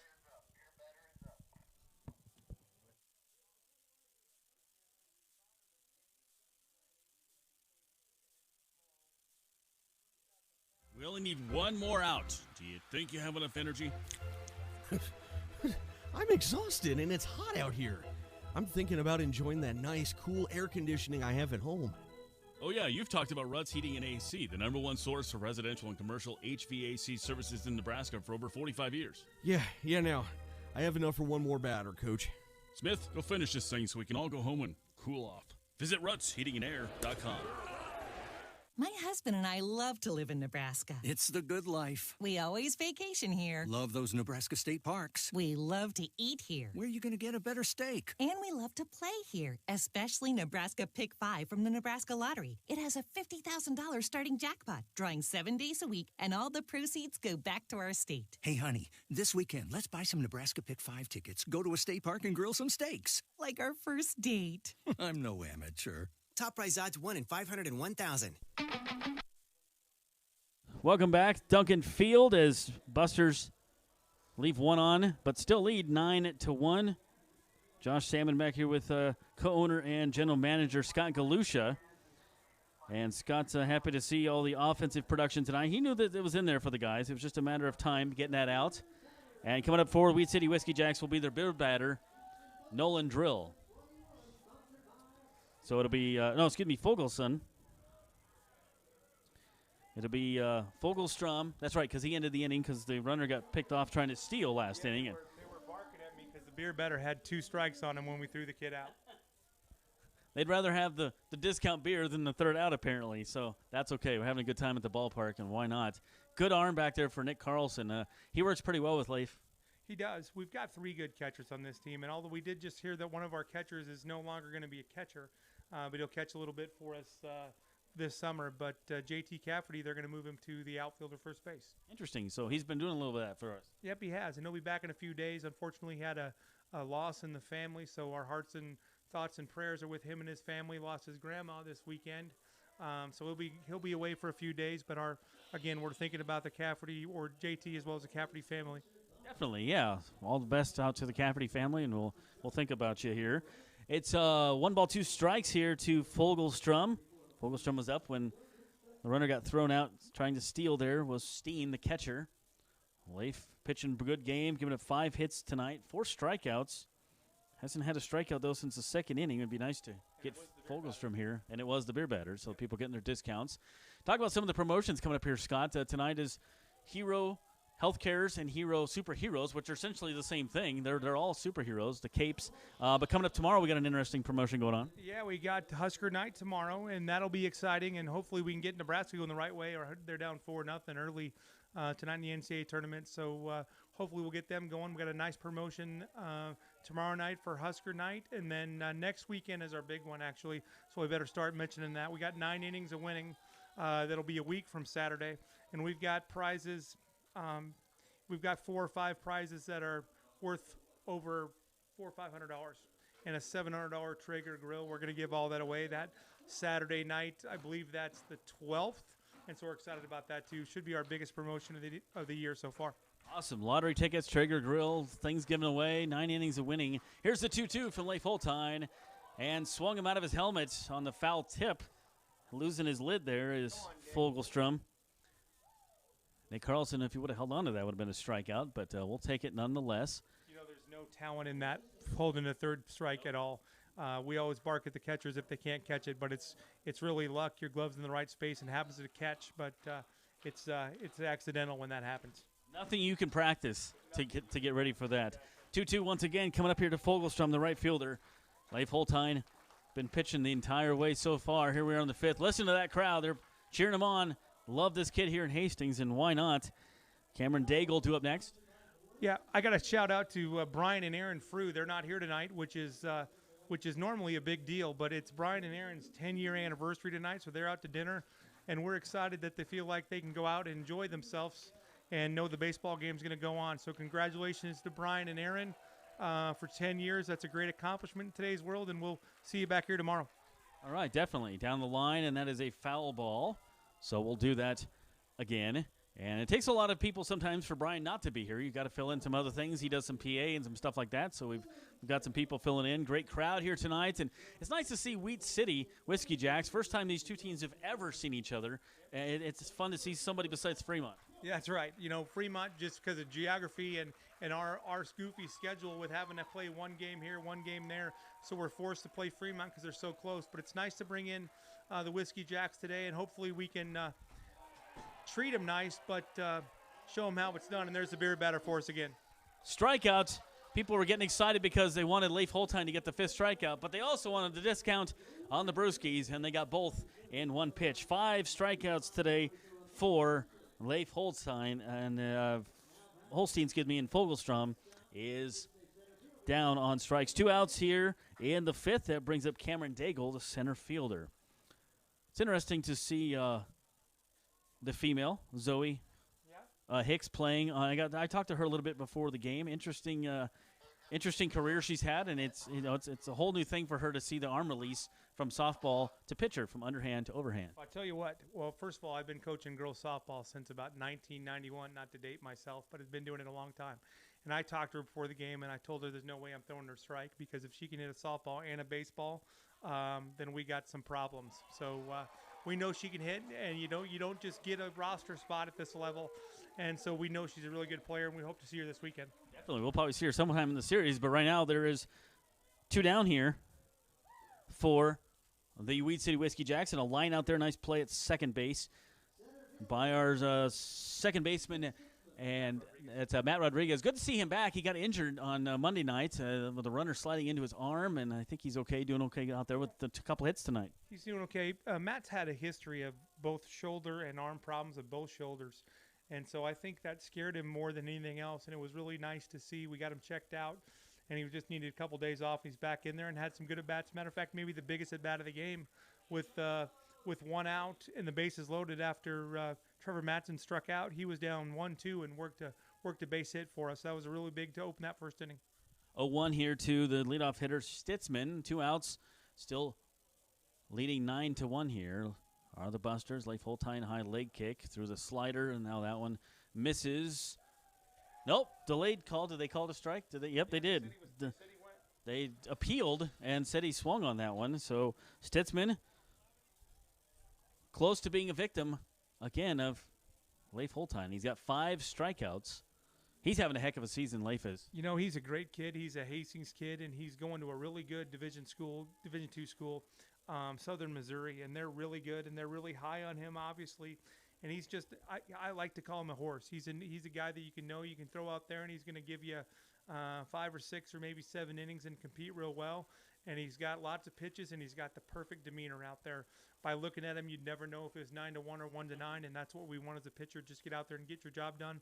And he's a good leader, and most of all, he's a really good kid, and one we're proud to be a Hastings Sodbuster. And he got his 6th strikeout of the night. Freezes Stitzman at the top of the order, and Weed City Whiskey Jacks go in order in the top of the 5th. Scott, thanks for coming up. You bet. Always appreciate it, and I'll see you tomorrow night. All right. Busters leading 9-1. Bottom of the 5th inning coming up. This is Sodbuster Baseball, and we'll take a word here from Graham Tire.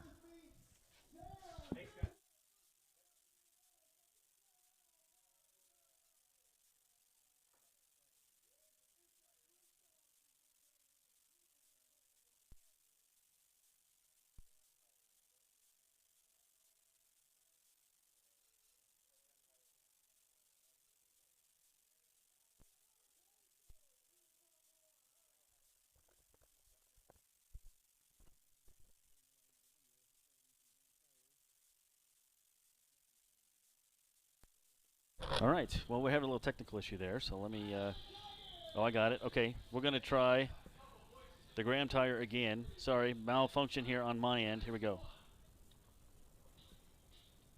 No, it's still not. They do brakes, batteries, and oil changes, and even shocks and struts? Graham Tire in Hastings has the quality products and great service you have come to expect from the Graham name. Rick and his crew will get you fixed up and right back on the road safely. And you can trust that the job was done right. That's peace of mind. Graham Tire in Hastings, West 2nd Street, open 7:30 to 5:30, Monday through Friday. A proud sponsor of Sodbuster Baseball. Stop out and see Rick Brandenburg and the guys at Graham Tire. They'll get you all fixed up and on the road for your summer road trip, whatever that is. Omar Jackson, we were just talking about last inning. He comes up here in the bottom of the 5th. Swing out to center field. Omar, first pitch swinging. Got underneath that one and flew out to center field. So he's 1 for 2 tonight. Stolen a couple bases. Done a good job in left field for us in his Sodbuster debut. Back to the top of the order, Cameron McClure. He's looking for his first hit of the night.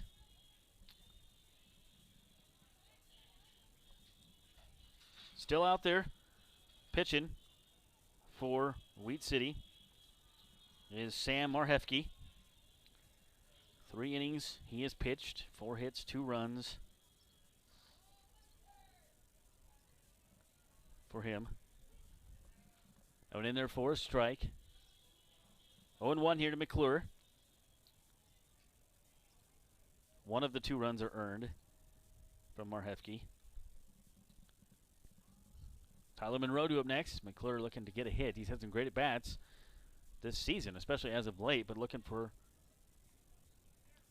a base hit here. He has been on base once tonight with a walk, also grounded out to shortstop last time up, flew out to right field before that. Busters 7 in the first, 1 in the second, 1 in the third, none in the fourth.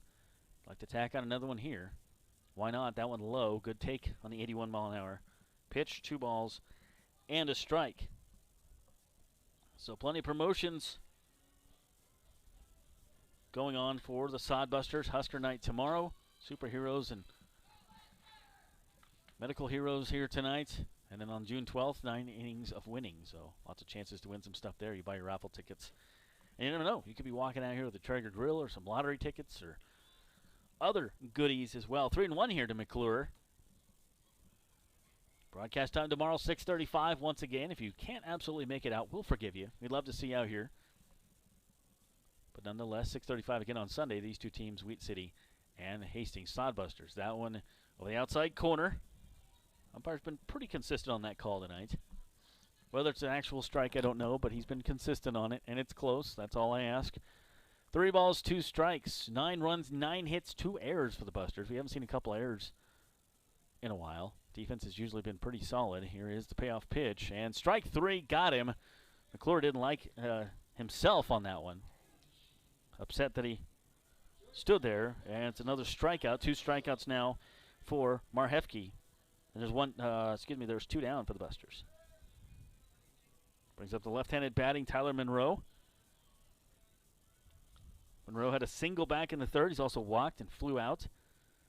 Tyler batting 162. Playing shortstop tonight. Saw a little second base action last night. Takes a strike. I'm Josh Salmon. Nate Miller to my right. Nate running your TV controls. I'm running the radio controls and your broadcast over here. That one misses over the outside corner. Steve Stein will join us again on Sunday on the broadcast. Steve doing the PA announcing. If you've ever been to Duncan Field, you hear Steve's voice on there. Of course, longtime radio veteran as well. KRGI in Grand Island. Good friend of mine. Here's 1 ball, 1 strike. And 1 ball, 2 strikes. Steve is one of those guys that would do anything for you at any time at the drop of a hat. So happy to have him a friend all these years and be able to broadcast with him on the weekends and throughout the season. Weekdays, too, for that matter, mostly. Here's the 1-2 from Marhefke. Looked like that was supposed to be a breaking pitch. Slipped out of his hand. 2-2. Look at that first inning. Busker sent 11 men to the plate. 7 runs scored. And then the second inning, they had 3 guys on. Scored 1 run. And Busters go down in order. No runs, no hits as Tyler Monroe strikes out. And 3 strikeouts now for Marhefke. 2 of them in a row this inning. So at the end of 5 innings complete, it's still Busters 9, Wheat City Whiskey Jacks 1. This is Sodbuster Baseball from Duncan Field. Hey, you. Your ad here. It's Josh Salmon of Salmon Says Media. Imagine turning on the radio or TV and hearing or seeing your business being advertised. Salmon Says Media offers voiceovers, full audio production, on-hold messaging for your phone, and more. Nearly 2 decades of experience. Salmon Says Media also offers radio imaging and podcast production. See us on Facebook. Salmon Says Media, the official media partner of the Hastings Sodbusters.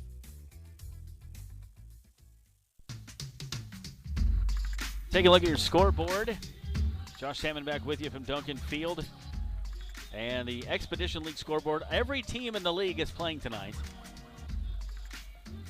So that's a good thing. I can't say I've seen that all season long. Usually there's a couple going, a couple that aren't. But every team is playing in the league tonight. So let's look at those scores. Fremont up on Badlands right now in the Lewis Division. Badlands at home hosting that one.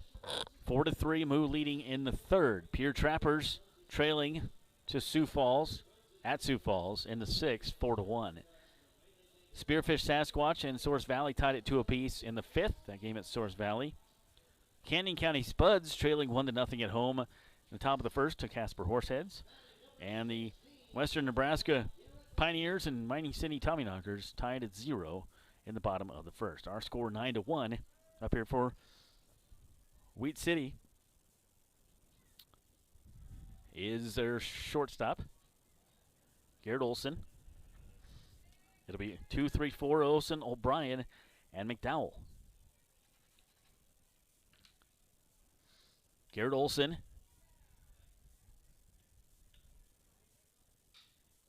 Hits it right to back up the middle and into center field, so the leadoff hitter's on here for Wheat City in the 6th.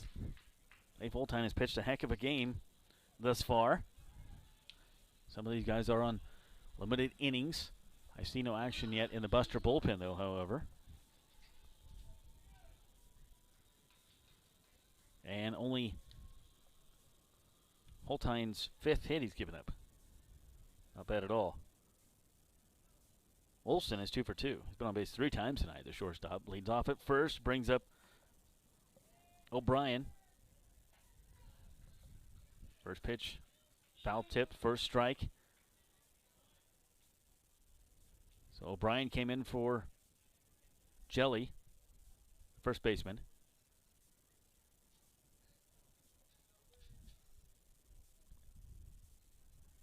Pitch on the way, swung on and missed. On that one. 0-2 quickly. Runner on first for Wheat City. Keenan O'Brien. Not sure what happened with Jake Jelly. He started the game, and then O'Brien came in and hit for him and took over at first base. O'Brien normally a catcher playing first base. Throw to first, runner back. Just testing with Olson to see if he's going anywhere. Leif Holtein pitching a great game here for the Busters. 5 hits, only 1 run, 1 earned, 6 strikeouts for the lanky right-hander. Swung on and missed, make that 7 on the heater. And O'Brien's gone. He's 0 for 2. Brings up Caleb McDowell. Cleanup hitter, he's 1 of 2 tonight.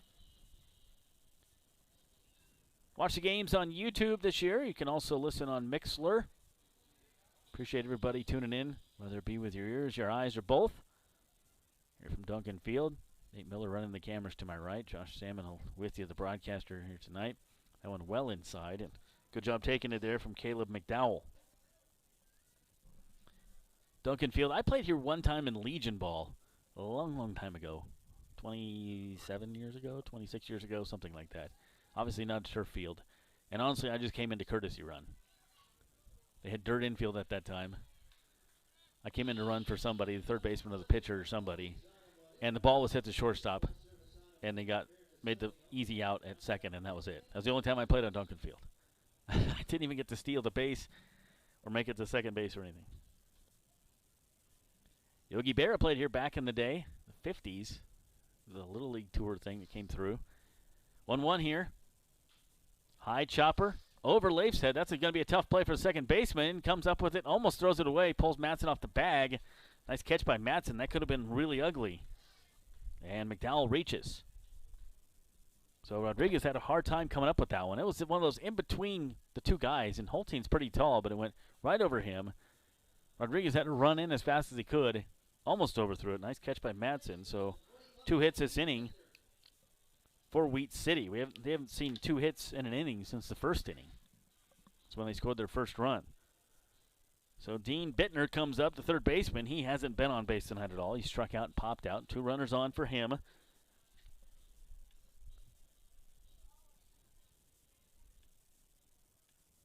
Bittner, right-handed batter versus the right-handed Holtein. That one in the dirt. Nice job by Carlson. Dean Bittner, 6'3", 185. Big, tall guy. Lanky third baseman there. 207 coming into tonight. Struck out 10 times. He only has 1 RBI on the season. That one, a looper into left. Jackson running in and tries to make the basket catch. It gets past him, but the runners froze. They're going to wave around one runner. He will score easily. Jackson, perhaps, I don't know if he lost it in the sun. I think he was kind of in between how he wanted to catch it. He was going to do the basket catch. He was going to try to catch it at his chest and just couldn't make the decision, and it hit off his hand, and error ruled on that one. Bittner, but nonetheless, it's an RBI. So another unearned run by the Wheat City Whiskey Jacks. And Olson comes home to score. It could have been a lot worse because the runners froze thinking that ball was going to be caught, and then Olson picked it up the pace and ran home. Both RBIs tonight by Bittner. Shortstop by Steen. Over to second, back to first. You have to double play. Do they get him? And they do. That's exactly what Hulteen needed to get the ground ball double play. Steen went 6-4 to 3, and the Busters get out of it. But 1 run on 2 hits and 1 left on base for Wheat City. Our score is 9-2. Busters coming back in the bottom of the 6th. This is Sodbuster Baseball. We'll have a word from 5 Points Bank. 5 Points Bank has been proudly serving the Tri-City area for decades, and we are continuously finding ways to make your banking experience easy and enjoyable. We offer the best of both worlds with kind and welcoming employees in the bank while creating a strong online presence to accommodate your busy lifestyle. Our innovative technology adds layers of security while being easily accessible to all age groups. Stop into the Better Bank to learn more today.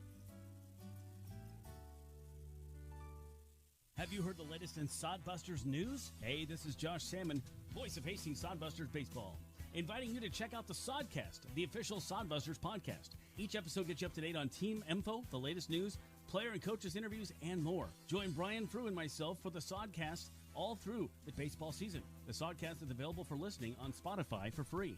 Hastings Sodbusters Baseball Inside Duncan Field with me, Josh Salmon, and co-owner Brian Frew. The Sodcast. Listen today. All right, Sodcast, new episode posted on Wednesday. 2 episodes on there. You can get to it through Spotify or Anchor FM. Also get there from Google Podcast, Apple Podcast, pretty much any of them. Check it out. The Sodcast.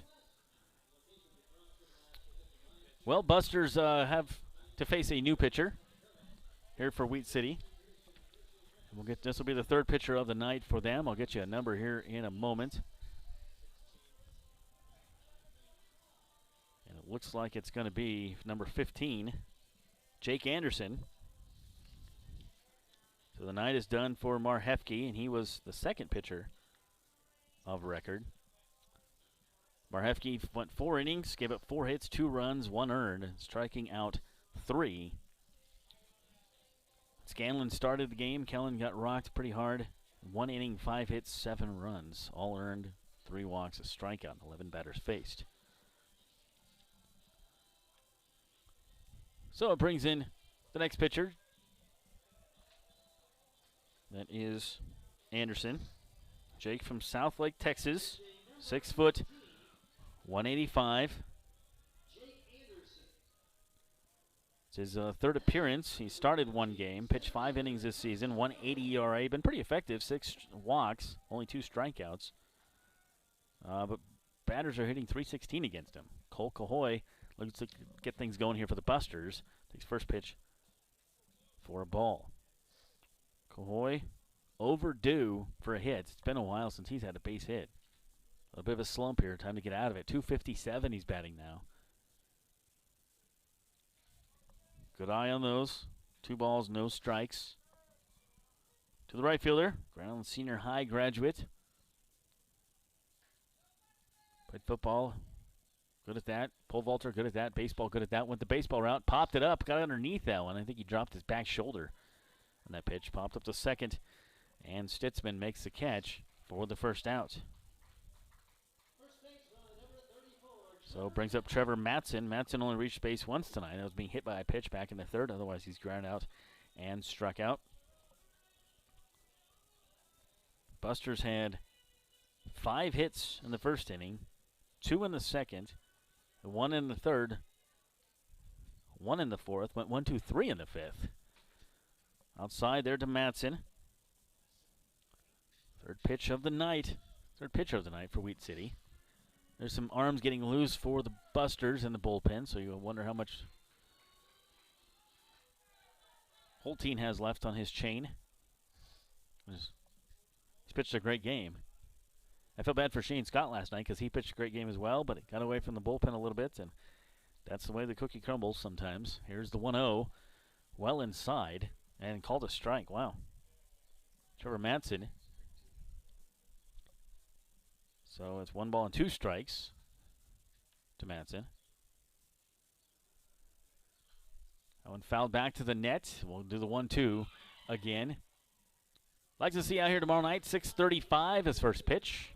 Wear your Husker gear. Buy some raffle tickets if you want. Chance to win some former Husker / Sodbuster jerseys. Ooh, those would be cool. I went inside. Think of all the guys that played here. Trey Kissick, just to name one. Bunch of guys last year as well. 2-2. True Trevor Madsen. 1 out for the Busters. That one hit to second. Stitzman over to first. And 2 down here for the Busters. So that's where you like those big innings in the first inning, where you have 7 runs, and you score 1 after that, and haven't done anything since the 3rd inning as far as runs go. Brings up Matt Rodriguez. However, Rodriguez has 2 hits. Only one person in the lineup that has more hits than Rodriguez, and that's Jack Hammond, who stands on the on-deck circle. No balls, no strikes, 2 outs here. In the bottom of the 6th, from Duncan Field on your Friday night, swung on and missed on the off-speed pitch, 79 miles an hour there from Jake Anderson. Anderson, the 3rd pitcher of the night for Wheat City. It's one of those things, the first game of the series, especially for a visiting team, you don't want to use a whole lot of your bullpen, but they had to tonight. Didn't get a very good start. And Marhefke came in, did pretty well, only allowed the 2 runs. 0-2 here. Anderson's pitching pretty well. That one well inside, and Rodriguez does a little dance. Almost hits him. Nice dance moves out there. 1 ball, 2 strikes, 2 outs. Busters, 9 runs, 9 hits, 3 errors tonight. Very uncharacteristic lately.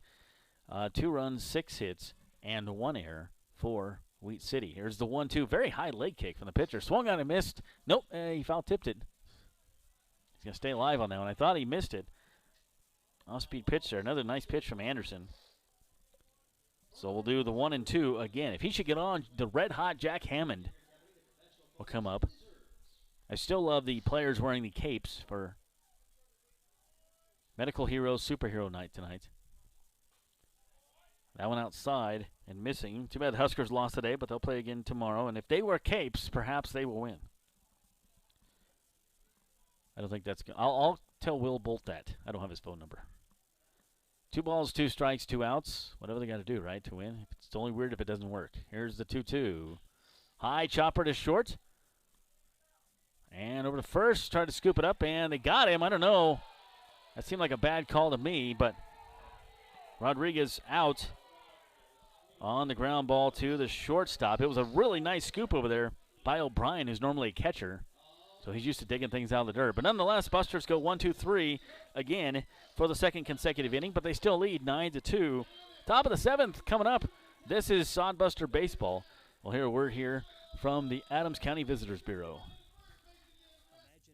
Place with historic housing districts, beautiful parks, and strolling through downtown shops. No, it isn't a fairy tale. It's Hastings, Nebraska. The Adams County Visitors Bureau invites you to experience Hastings, from bird watching to the Aqua Court Water Park to taking in a Sodbusters baseball game at historic Duncan Field. It all starts with the Adams County Visitors Bureau. What would a visit be without great eats? Hastings has plenty for all cravings. Start exploring at visithastingsnebraska.com. Experience Hastings with the Adams County Visitors Bureau. Nebraska Land Distributing is a proud sponsor of the Hastings Sodbusters. When you come to the ballpark, get a refreshing Coors Light, courtesy of Nebraska Land Distributing. Nebraska Land Distributing also features Leinenkugels, the ultimate summer drink, cold and refreshing, and sold at Duncan Field. Another Nebraska Land Distributing option when you come to the ballpark is light beer from Miller. Everything you've always wanted in a beer and less. Nebraska Land Distributing, proud sponsor of the Beer Batter at all Hastings Sodbuster home games. Welcome back to Duncan Field. Josh Salmon with you. Nate Miller to my right running the controls for us. And we got a new pitcher out there for the Sodbusters. So the night is done for Leif Holtein, and what a night it was for the right-hander. Take a look at his numbers here in a moment. It's Eduardo Vasquez from the Dominican Republic. First time I've seen him pitch tonight. He goes to Trinidad State in Colorado. So getting the numbers here from Leif Holtein. Hats off to him. 6 innings pitched, 6 hits, 2 runs, both earned. No walks, 7 strikeouts. So Vasquez comes in the game here.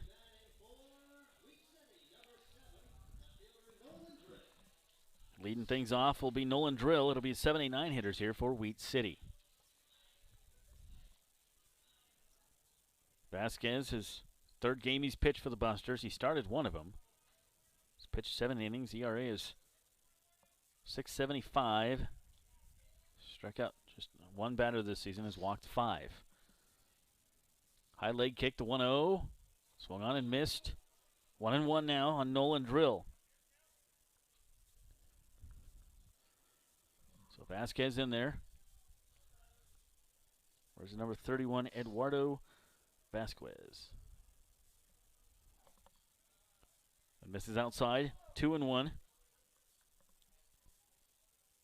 Leif Holtein had pitched a heck of a game, but you want to save his arm a little bit, for later in the season. And, of course, these guys are limited on some innings, too, that they can pitch. But you got a 7-run cushion, so it turns over to the bullpen here for the Busters. That one well in the dirt. 3-1, not even close there by Vasquez.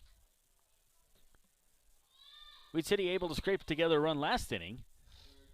Scored 1 in the first and then hadn't scored again until the 6th. Here we are on the top of the 7th. They still trail by 7. That first inning is huge now for the Busters because they've only scored 2 since.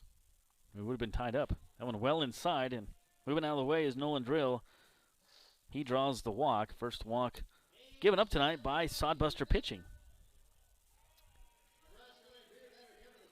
So Eduardo Vasquez comes in.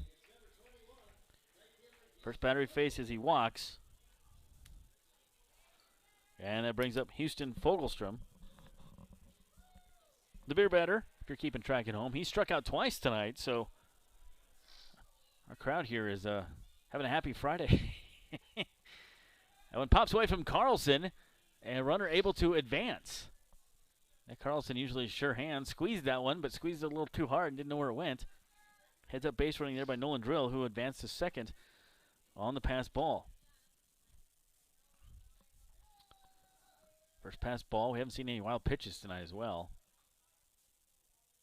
Vasquez with the runner on. 1-0 count here to the 8th place hitter, Fogelstrom. Swung on and missed. 89, bringing some straight cheese is Vasquez. Got some nice moss under the hat going out there too. 1 ball, 1 strike. Runner on second. 9-2 here in the top of the 7th. Buster's still leading. Wheat City trying to get something going. Check swing doesn't go. It's 2-1. Wheat City Whiskey Jacks tomorrow, 6:35, and on Sunday, same time. Husker night tomorrow night. So you can wear your Husker gear if you want. June 12th, 9 innings of winning. Mark that down. That's a Tuesday night.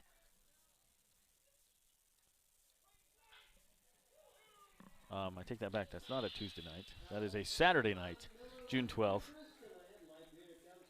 $10 raffle tickets, prizes every inning, round of golf perhaps, now Nebraska Lottery scratch tickets, even a Traeger grill. Things to be given away all game long. 2-2 here now to Fogelstrom. No outs for Wheat City. Top 7, 9-2, Busters leading. Really could use a W here. 2-6 the Busters were coming into this. Wheat City 4-4. That one beans the batter. Not what you want to do in this situation. And Vasquez having a hard time out there with control right now. Walks the first batter. Beans the second batter. And then Carlson go out there and try to talk to him and calm him down a little bit. So Carlson said, hey, babe, or hey, dude, not hey, babe, but hey, dude. Sometimes batters call each other that, pitchers. Just chill out here, dude, Throw strikes. You're my boy, Blue. That kind of thing. That's what he says. I don't know what he said. Cameron Daigle comes up. Center fielder. 1 of 2 tonight. 2 runners on here. No outs in the top of the 7th. Showing bunt. That one gets away from Carlson. So we've seen a pass ball and a wild pitch here in this inning. Things starting to unravel a little bit for Sodbuster pitching, but they still have the 7-run lead. Leif Holtein with the first 6. Pitched a very good game tonight. So standing at third base is Drill. He walked. Fogelstrom was drilled in the back. He was beaned. He stands on second. Here's the 1-0. And now in a completely wild pitch. Gets away. Luckily got a good ricochet off the backstop. That thing was not even close to the strike zone or the plate or even the batter's box for that one. Vasquez having a lot of control issues out there. His GPS is a little off as far as where the strike zone is. And Luke Bay going out to talk to him. Calm him down here a little bit. He had a mound visit a moment ago from Carlson. Now pitching coach, last assistant coach, Luke Bay, coming out to talk to his pitcher. Some of the infielders coming in as well. Have a little discussion. The shade is made its way onto the left side of the field. Center field, right fielder is pretty much the only one still in the sun. Depends where you stand in left field. Jackson, a little bit of sun, but mostly shade out there for him, and the entire infield is in the shade. Busters do have some movement going on in the bullpen. I would say you'd probably want to get somebody warming up, and whoever's down there has a cape on. They have to take the cape off before they enter the game. But I do like the capes on Medical Heroes, Superheroes Night. Thank you to all of our medical workers all year long, not just during the pandemic, but especially during that time. Runners on second and third here. 2-0 to the 9th place hitter. Wheat City Whiskey Jacks playing at Kraft Field in North Dakota this season. Normally from Canada, Manitoba, Canada. But with the whole border thing and the COVID thing, they weren't allowed to play over here, and teams over here weren't allowed to go over there, so they took a residency this year in North Dakota. That one in there for a strike. So 2 balls and a strike to Cameron Daigle, the center fielder, 1 of 2. Drill stands on third. Fogelstrom stands on his second base. 6 hit for Wheat City tonight, only the 2 runs though. High leg kick, and Beans another batter. And Vasquez just lots and lots of control issues out there tonight. Still just some guys stretching in the bullpen. Looks like there is one guy warming and somebody else stretching right now for Hastings. So a walk and 2 hits batsman loads the bases here for the Whiskey Jacks. Back to top of the order with Stitzman. He's 1 of 3 tonight. Ethan Stitzman had a single back in the first, has flown out to center field and struck out in the 5th. And ball 1, he's fallen behind every batter this inning as Vasquez. Leif Holtein pitched the first 6 innings. He had 6 hits, but only 2 runs. That one about took the head off of Stitzman. Wow. Vasquez is all over the place.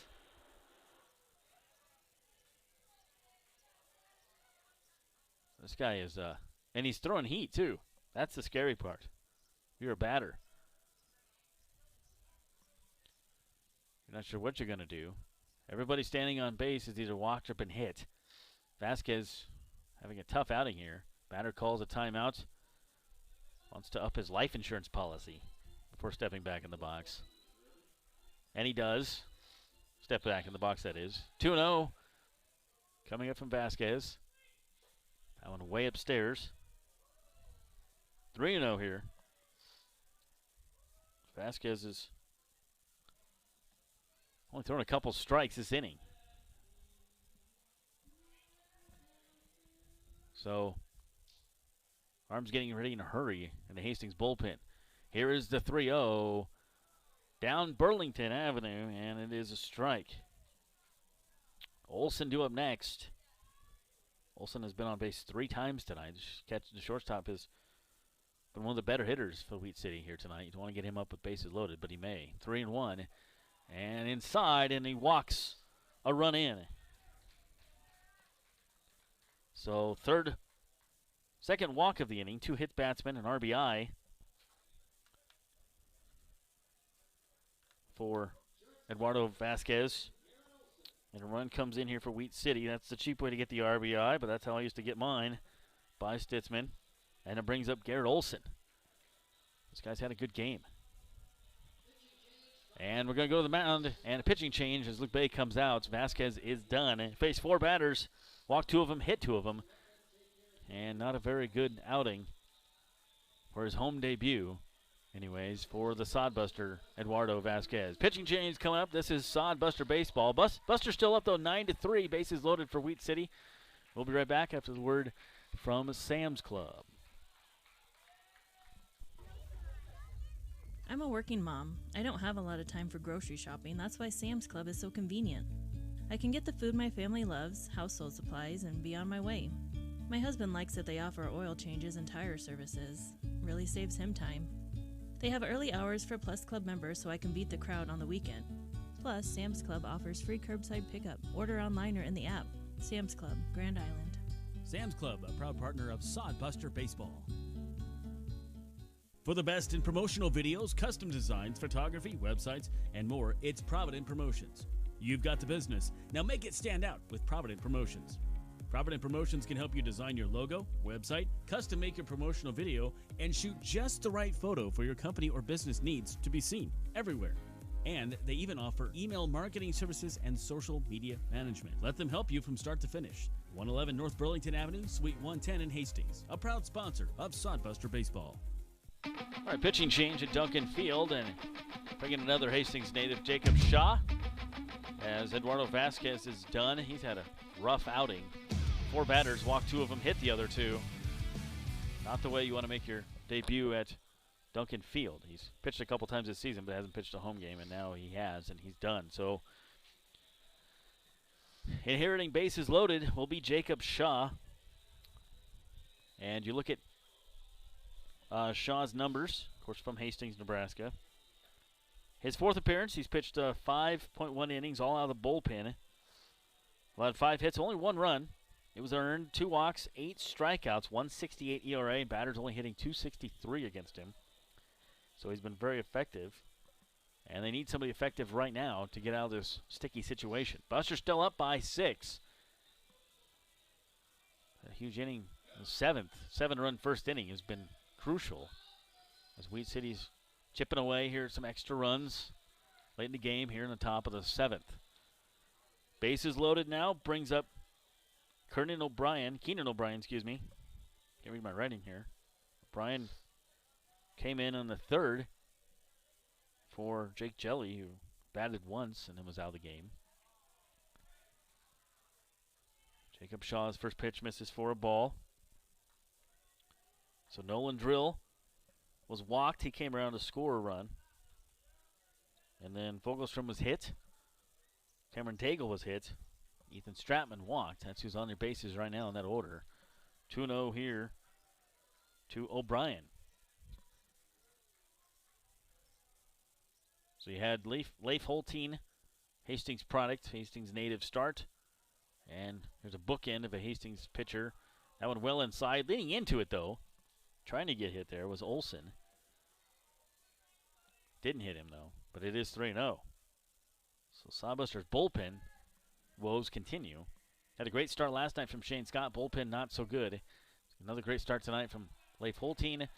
Not so good here from bullpen. And Shaw wants to know where that one was, and that makes all of us, because I'm not quite sure either. Didn't look too bad. And so that walks in a run. That run charged to Vasquez. So 3 walks this inning by the Sodbuster pitching. Not a good thing. Scoring the run is Fogelstrom. 2 runs this inning, and they haven't even hit the ball. That one up high as well. So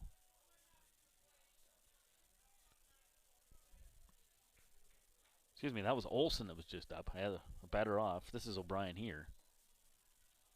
Sorry about that. And hey, a strike call. There we go. For O'Brien.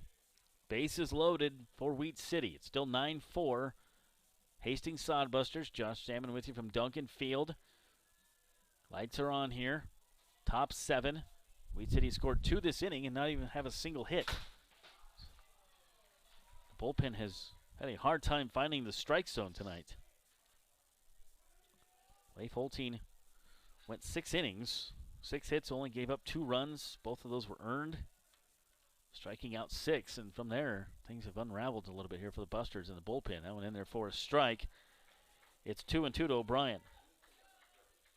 Olson stands on first. Stitzman stands on second. Cameron Daigle over on third.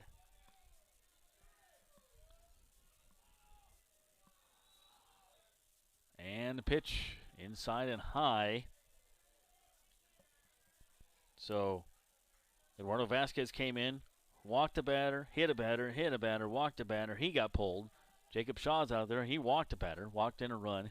Vasquez walked in a run as well. It's 3-2 now here to O'Brien. That one hits the second base. Could be the double play over to second. Back to first, and nice scoop.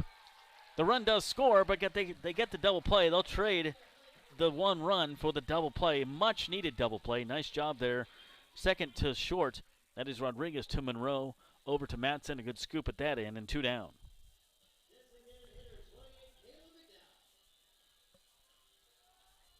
So 3 runs in this inning, and that brings up McDowell, the DH. McDowell has had 2 hits tonight. A single in the first, single in the 6th. Flew out in the 3rd. Has a hard time with the pitch there, way behind on that swing. 1 runner on here. Wheat City scored 3 this inning. It's 9-4. 9-5, excuse me. It was 9-2 to enter this inning. The 7th. It's been a long 7th inning.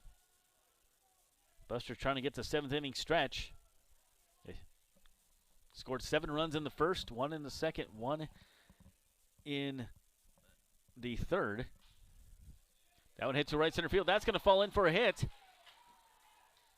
And another run scored, but this time the old-fashioned way via the base hit.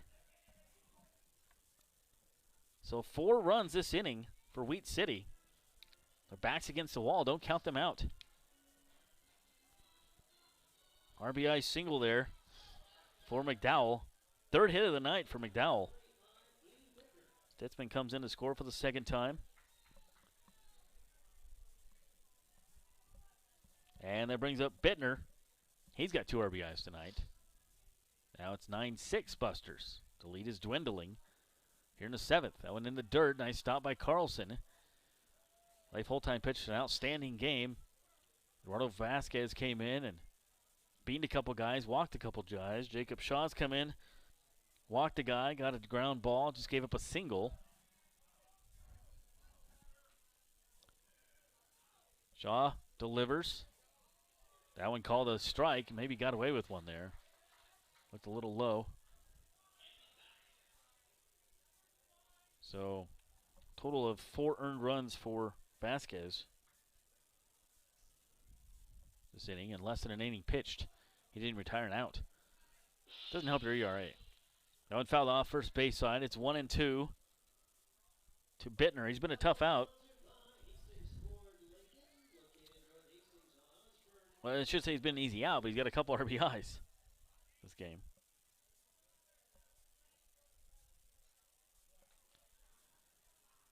Bittner, the 3rd baseman.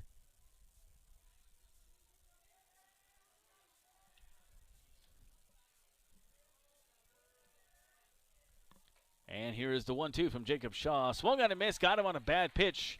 Nice day to go fishing, perhaps. And Shaw gets out of it with his first strikeout. But 4 runs on 1 hit. 3 walks. We're at 7th inning stretch. Busters lead 9-6. This is Sod Buster Baseball. We'll take a break. We'll be right back as we have this word from Rutz.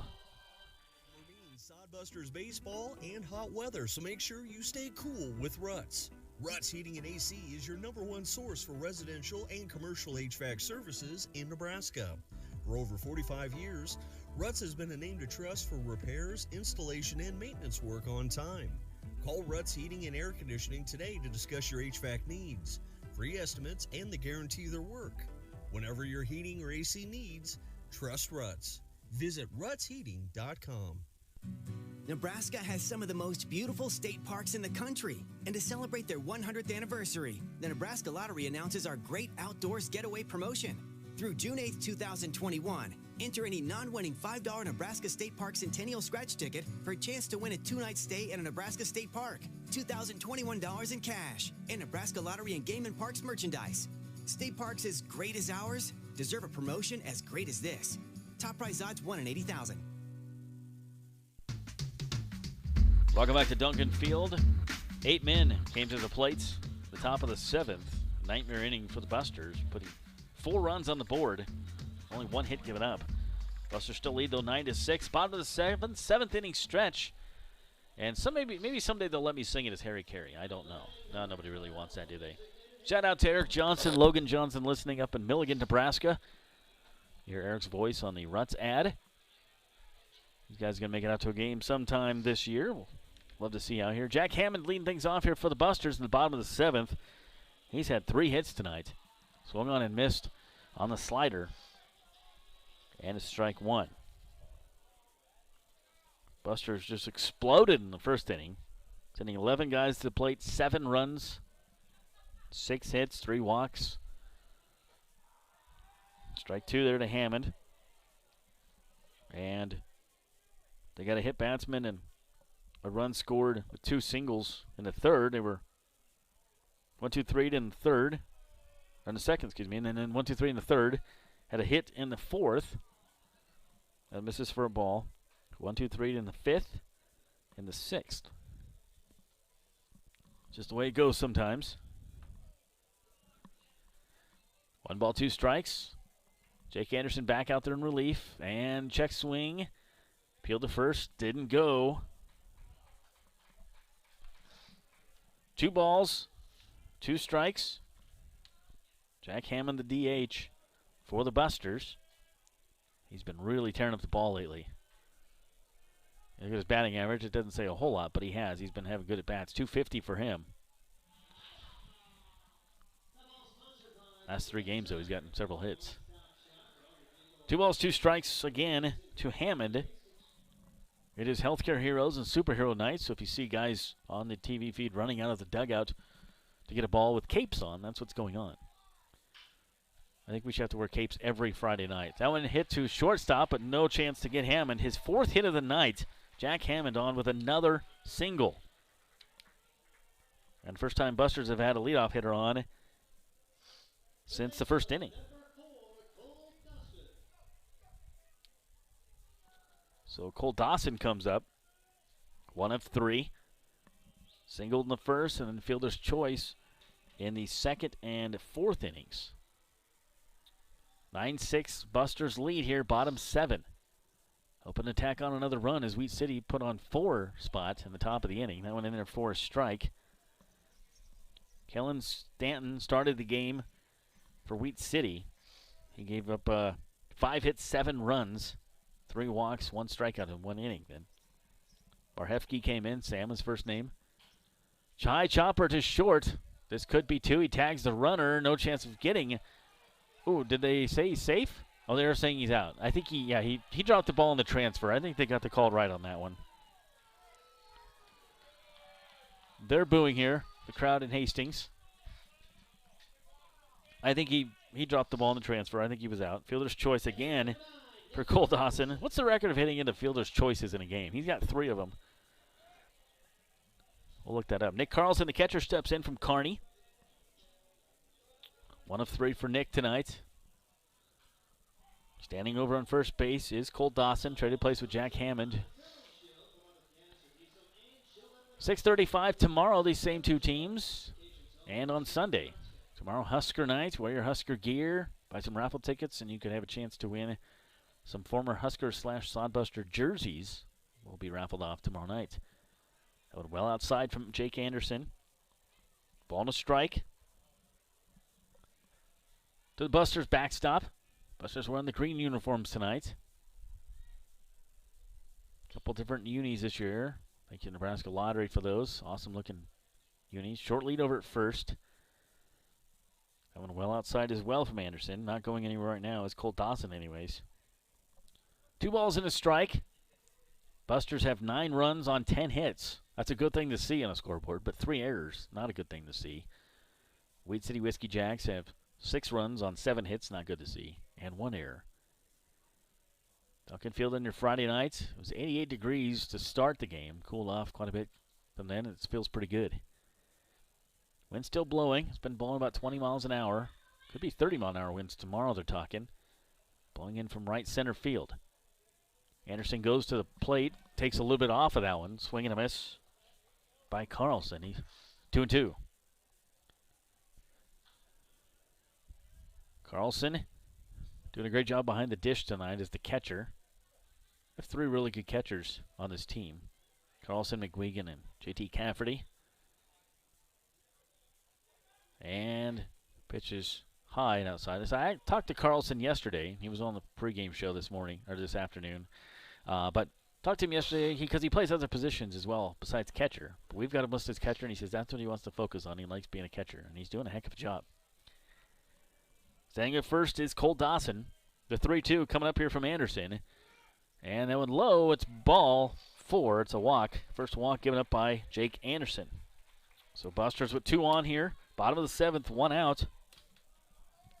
Brings up Omar Jackson. Jackson singled 2 RBIs in his debut. First at bat for the Busters. He was so new, I don't even have him on the roster. Stole a couple bases tonight. Had 1 error in the outfield. I reached on an error and flew out to center field. He's 1 of 3. 2 runners on here for Jackson. Swung on and missed. Had a hard time with the breaking stuff. 80 miles an hour there on that one. So Jack Hammond led off the inning. Had a single. He got out on the fielder's choice by Cole Dawson. Dawson stands on second. Nick Carlson just walked a moment ago. He stands on first. Busters up 9-6. In the 7th with 1 out. The 0-1 coming from Jake Anderson. Swung on and missed again. Almost the exact same pitch. And again, Jackson has a hard time with it. 1-2. Anderson's been the best pitcher of the night for Wheat City. They do have action in their bullpen. Busters do not. 9-6 our score. Here is the 0-2 coming up from Anderson. A high leg kick. And that one upstairs, laying off of it, is Omar Jackson, 1-2. First time these teams have ever met up in franchise history. Wheat City didn't play a season last year because of shortened season and the COVID. This year they're doing their residing out of North Dakota, playing at Kraft Field. Actually, they're from Canada. That one well outside. Wheat City has a player named Zoe Hicks. A woman. Talked to her before the game. We'll probably see her in the series at some point. She's been practicing at second base. Heck of a ball player. You don't just make these teams for no reason. She's played softball her entire life. She's just making an adjustment to this level of baseball. Here's the 2-2 from Anderson. Swung on and missed and blew the 88-mile-an-hour fastball by him. He went 80 miles an hour, 80 miles an hour, 88. Jackson was all kinds of confused on that at bat. He goes 1 for 4 thus far. Back to top of the order, Cameron McClure. He's due. He was hitting 8th and 9th the last couple games. Been very productive in that part of the order. Led off the game of the walk tonight, but hasn't done anything since. 0 for 3. He's put some good at-bats together in the last few games. And that's why they moved him up in the order. But swung on and missed on that one. And they're having a hard time with the slider out there. Jake Anderson's pitch. He's found a zone. So we reached the 9 o'clock hour here at Duncan Field. Hastings, Nebraska. We got the big inflatable Buster over on Eldon's Automotive across the street there. It's good to see big inflatable Buster over there. Anderson checks his runner, second and first. And that one in there for a strike as well. McClure didn't like either one of them. And finds himself down the count, 0-2. Wheat City will see the 6, 7, 8 hitters due up next inning in the 8th. Busters up by 3, 9-6. Bottom 7 here from Duncan Field. 2 runners on. You've got Dawson standing on second. Carlson on first. Swung on and missed. And not running because there's a runner on first anyways is McClure. And the Busters leave 2 on base, nothing doing that inning. So 1 hit, 2 left on base, no runs. We're still at 9-6, top of the 8th coming up. This is Sodbuster Baseball from Duncan Field. You know Graham Tire for their quality tires and service, but did you know that they do brakes, batteries, and oil changes, and even shocks and struts? Graham Tire in Hastings has the quality products and great service you have come to expect from the Graham name. Rick and his crew will get you fixed up and right back on the road safely. And you can trust that the job was done right. That's peace of mind. Graham Tire in Hastings, West 2nd Street, open 7:30 to 5:30, Monday through Friday. A proud sponsor of Sodbuster Baseball. Hey you, your ad here. It's Josh Salmon of Salmon Says Media. Imagine turning on the radio or TV and hearing or seeing your business being advertised. Salmon Says Media offers voiceovers, full audio production, on-hold messaging for your phone, and more. Nearly 2 decades of experience. Salmon Says Media also offers radio imaging and podcast production. See us on Facebook. Salmon Says Media, the official media partner of the Hastings Sodbusters.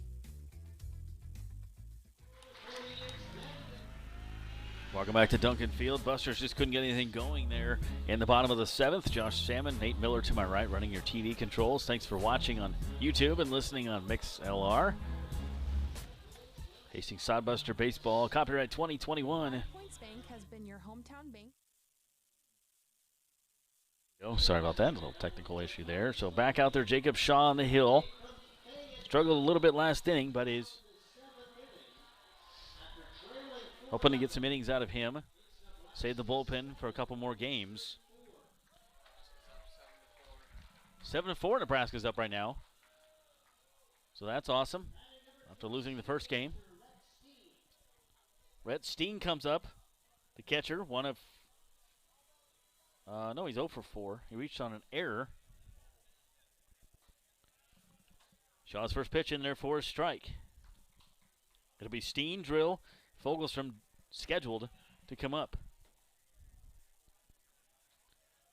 Rhett Steen, 281 batting average for the catcher. Fouled that one back. It's quickly 0-2. Busters could really use a 1-2-3 inning here. I know they're still up by 3, but that lead has been dwindling away as Wheat City put 4 up on the board last inning in the 7th. Top 8, 9-6 Busters. Pitch from Jacob Shaw. Low. Carlson doing a great job behind the dish. 1-2. Keep June 12th in mind. Saturday, June 12th, your chance to win 9 innings of winning. $10 raffle tickets, prizes including a Traeger grill, some lottery tickets, round of golf. Lottery tickets provided by Nebraska Lottery. They're scratch tickets. All kinds of things to be given away. 9 innings of winning June 12th. That's a Saturday. Mark it down on the calendar. 2 balls, 2 strikes pitch coming up from Jacob Shaw. And that one misses 3-2. So good at bat here by Steen after falling behind 0-2. He's taken the last 3 pitches for balls. And the Buster bullpen has been not very effective tonight. That one fouled off. We'll do the 3-2 once again. Had some bullpen issues last night as well. Shane Scott pitched a great game, and the bullpen lost it for him on that one, but the bats weren't going as much either, so that's one of those things. It's a team loss, right? You got to take it as a team. That one fouled back to the net, so turned out to be a pretty good at bat here for Steen, the catcher. And so you look at June 12th, when we talked about 9 innings of winning, and Western Nebraska Pioneers are here. That's game 2 of 3. Strike 3 called. Steen thought he had a walk, and it's a strikeout, second strikeout for Jacob Shaw. Have a seat, Steen. He didn't like the call at all. Gives a little look to the umpire. Love the capes tonight. Superhero night. Healthcare hero night. If they would have brought a cape up to the press box, I would have wore it. I'm telling you. I look good in a cape. You can't see me anyways. Nolan Drill up to bat, the left fielder. He is walked tonight. Otherwise, hasn't been on base.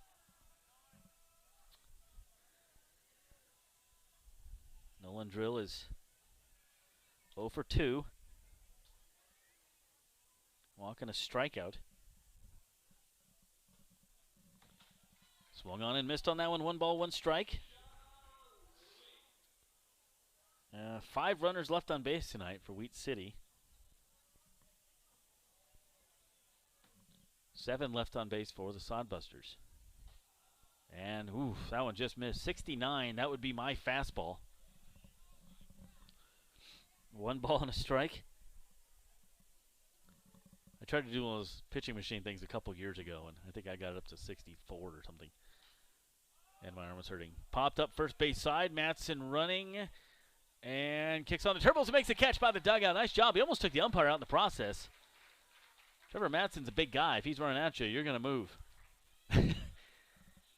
He's really gotten comfortable over there at first base with the turf and where the dugout's at, and the perception of it can be deceiving, but he made a nice catch. Pop out, foul out. First base, whatever you want to call it, Dylan Druell has a seat, and that brings up Houston Fogelstrom, the right fielder. He was hit by a pitch last time up back in the 7th. 2 outs here for Wheat City in the 8th. Down to the last 4 outs. There's the Whiskey Jacks. Jacob Shaw hoping for a 1-2-3 inning here. Pitch on the way. Ooh. Nice breaking ball. Stayed up. Laying off of it was Fogelstrom. Pretty good pitch. Good idea. I think the umpire got it right. It was a ball. Close. 1 ball, no strikes. Busters leading 9-6 here in the 8th. That one fouled off the first base side. Now to play into the parking lot. We go 1-1. Make sure to check out the new episode of the Sodcast. Brian and I just did that on Wednesday, and I put it up right away on all the platforms. Strike 2 there. We talk about the defense, the new manager, and a lot more. Brian Frew and I will try to do those at least weekly. The Sodcast, exclusive podcast of the Hastings Sodbuster Baseball. Josh Salmon with you, voice of Sodbuster Baseball. Here's Jacob Shaw, and just foul tip staying alive is Fogelstrom. Houston Fogelstrom. That's an interesting name. Wheat City Whiskey Jacks. We looked it up earlier, and Whiskey Jack is a Canadian jay. It's a bird. Here's the 1-2 from Shaw. Popped up. First base side. Matson on his horse and runs out of real estate. That one over by the front gate. And we'll do the 1-2 again. Take a look at some of the other Expedition League scores. Some updates for you from around the league. All the teams are playing tonight. Fremont leading 9-4 over Badlands in the 6th. Pure Trappers getting beat pretty good by Sioux Falls in the 9th, 6-1. Here's the 1-2 pitch. Popped up. Right field. McClure out. Or in, excuse me. Second baseman out. And makes the one-handed catch. And Wheat City goes 1-2-3 in the 8th inning. Busters coming up bottom 8. See if they can tack on some more. This is Sodbuster Baseball. Stick around. They're leading 9-6. Bank has been your hometown bank for over 40 years, and now you can take us wherever you go. Mobile Deposit allows you to deposit checks from your smartphone or tablet with our free business banking app. And never pay for an ATM charge again with our MoneyPass app. It maps out ATMs near you that won't charge a fee because of its partnership with 5 Points Bank. We're here to serve you in person and online, and that's why we're the better bank. Have you heard the latest in Sodbusters news? Hey, this is Josh Salmon, voice of Hastings Sodbusters Baseball, inviting you to check out the Sodcast, the official Sodbusters podcast. Each episode gets you up to date on team info, the latest news, player and coaches interviews, and more. Join Brian Frew and myself for the Sodcast all through the baseball season. The Sodcast is available for listening on Spotify for free. Hastings Sodbusters Baseball Inside Duncan Field with me, Josh Salmon, and co-owner Brian Frew. The Sodcast. Listen today. Welcome back to Duncan Field. Josh Salmon with you, Nate Miller to my right. Busters up 9-6. Nice 1-2-3 inning there by Jacob Shaw. And the Busters need more of that to get things going. Here, hopefully get the bats going. They are leading, but as we've seen this season, no lead is secure in this league and in this Summer League. So Tyler Monroe will lead things off, the second batter in the batting order. Monroe has singled once. 1 of 3. Left-handed batter. We're looking at the scores in the Expedition League. So Fremont was leading Badland Big Stakes. That was a rematch of last year's championship game. And Badland not the team they were last year, at least this far into the season. Bunt idea. Nice try there by Monroe. Can't get it down, and strike 1. 9-4, Fremont's leading that one in the 6th. Sioux Falls up 6-1 at home on Pure Trappers. Wheat City Whiskey Jackson, us here, obviously 9-6. Spearfish losing to Source Valley at Source Valley, 7-2. Casper Horseheads leading on the road at Canyon County Spuds in Idaho. 6-4. Spuds a new team this year. And Mining City Tommy Knockers leading 3-2 in the 4th inning at home. Here's the 0-2 to Monroe. Fouls it off. Cue the Bee Gees. He's staying alive out there. 6:35 tomorrow. Busters trying to snap a losing streak. Pitch on the way here from Jake Anderson. He's been in for a few innings. Been probably one of the more effective pitchers for the Busters. They've had a 4-game losing streak. Busters trying to snap that here tonight.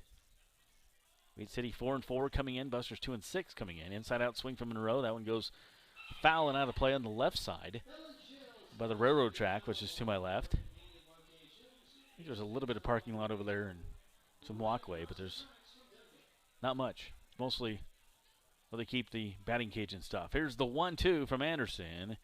And low, good eye laying off of that one from Tyler Monroe. 2-2. Carson Cahoy due up next. He's due for a hit. I sense it. He's going to get one. It's my prediction. Here's the 2-2.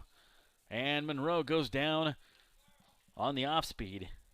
Strikeout for Anderson. 1 down for the Busters here in the 8th. Anderson's been doing a good job pitching for the pitching for Wheat City. That's his 3rd strikeout of the game. Carson Cahoy comes up. Cahoy 0 for 3, walked in the 1st. Plays a mean center field. He's just in a bit of a hitting slump right now. They've been moving around the order trying to get something going. Nothing's working. So sometimes just a little blue pit will get a guy's mojo going and find him getting hits. It just needs a little confidence booster there. Something off the bat. Here's the 1-1 pitch coming up momentarily from Anderson. I'd like to see Cahoy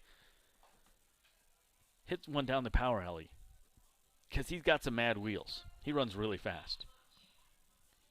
If he can cut loose on an extra base hit, he'd be a pretty thing. The 2-1 coming up here from Anderson gets the sign from his catcher, Steen. That one low. It would have been awesome if Steen's first name was Frank. Middle name was Nick or something. It'd be Frankenstein. Kind of a stretch, I know. 3-1 to Carson Cahoy. We'll take him on the base path any way we can get him. That is ball 4. He waited for the umpire to call it. It looked pretty good up here. So speed on the base path. Carson Cahoy will steal if given the opportunity. Busters do have a bit of a lead. So Trevor Matson up. He's also due for a hit. 0 for 3 tonight. Has hit, but the only time he got hit was when he got hit in the back in the 2nd inning. Cahoy with a decent lead. And that went in there for a strike. 73 miles an hour from Jake Anderson. He does a real good job mixing up his pitches there for Wheat City. Whiskey Jacks have some nice looking uniforms. Dark blue, light blue. I like the combination there. Busters with the awesome green and yellow this year with the white pants. Here's the 0-1 to Matson.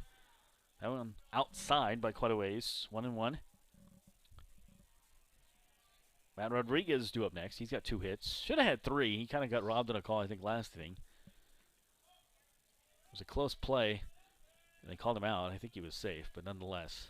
Here's the 1-1 from Anderson. 1 out in the dirt. Nice job by Steen to stop that one. Behind the dish. 2 balls and a strike. Carson Cahoy stands on first. He led off with a walk. Buster's still up 9-6 here in the 8th inning, trying to tack on. Friday night baseball under the lights. Doubleheader scheduled for the 4th of July. Make plans to come out to Duncan Field. That's awesome. They always put on a great fireworks display here. And you get 2 baseball games, double the fun. 3-1. Always check out our Twitter feed as well. Plenty of updates of what's going on in the game. If you can't always watch or listen or be at the game, and our man Jack keeps you updated there. And ball 4, 2 walks in a row given up by Anderson. Very uncharacteristic of him tonight. First 2 walks he has pitched since coming in relief. And Busters will take it. So after striking out the first batter, Anderson's falling behind and walked Cahoy and Matson.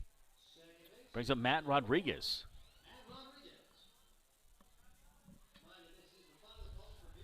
Wheat City not taking a trip to the mound. We thought maybe head coach Robbie Laughlin would, but he's not. Rodriguez, 2 hits tonight, as I mentioned. Batting .429 on the season for the Busters. Coming back from a little bit of an injury where he took a runner's arm to leg to the arm on Monday night. Busters were off Tuesday. He sat Wednesday, or the Busters were off Tuesday and Wednesday. He sat Thursday. Here he is Friday. Probably see him in the lineup tomorrow as well. 2 on, 1 out for the Busters. They still lead 9-6, 8th inning. Anderson on relief. Another inning for him. Nice job changing speeds. Just can't catch up with that one. There's action in the bullpen for Wheat City. Another right-hander. Anderson, the 3rd pitcher of the night for them. I think Busters would be okay with exhausting Wheat City's bullpen on the first night. Still got 2 more games left. Here's the 1-1. And therefore a strike. 1-2. Carson Cahoy stands on second. He walked. Trevor Matson stands on first. He walked. Chandler Wagner, manager, 3rd base coach. For first, you have Luke Bay, the assistant coach, joined the team yesterday. Here's the 1-2. That one popped up. Staying fair. Who's going to make the play? Second baseman runs over behind first base and makes the catch. Nice play there by the second baseman, Stitzman. And there's 2 down. So Jack Hammond, who's done nothing but hit the ball all night long, comes up. He is 4 for 4. This is the man you want with runners on the bases, especially the speedy Cahoy standing on second. And Matson, for a big guy, runs really well at first also. We saw him steal home earlier in the year. Said it's the first time he's ever done that. Went in there for a strike. That's been consistently called a strike. I'm not sure if it is, but it's inside, and they called it, and he's been consistent with it. Hamill singled in the 1st, the 2nd, the 4th, and the 7th. Anderson 1 out away from getting out of the inning. Probably be his last inning of relief for Wheat City. Not a good swing there by Hammond, and falls behind 0-2. Got fooled on the breaking stuff, and that's one thing for Jake Anderson. His breaking stuff has really been good tonight. Josh Salmon with you from Duncan Field. Nate Miller running your TV cameras to my right. Busters have 9 runs on 10 hits, 2 runners on base this inning via the walk. Here is the 0-2 to Hammond. Fouls it off third base side and will remain 0-2. Hammond has really been playing well. Couple hits last night, couple hits on Monday, 4 hits tonight. This kid is really impressive. No balls, 2 strikes, 2 outs. Anderson waiting for a sign that he likes. Shakes off the first one. Gets a sign. Here is the 0-2 from Anderson. And popped up right field. Right fielder running in. Fogelstrom makes the catch. And Busters strand 2 more on the base paths. So no runs, no hits, no errors, but 2 left on base. That's 9 left on base for the Busters. In the game, top of the 9th coming up. Busters could win it. They're 3 outs away from a win. We'll be right back. This is Sod Buster Baseball. Don't go anywhere. Take a word here from the Adams County Visitors Bureau.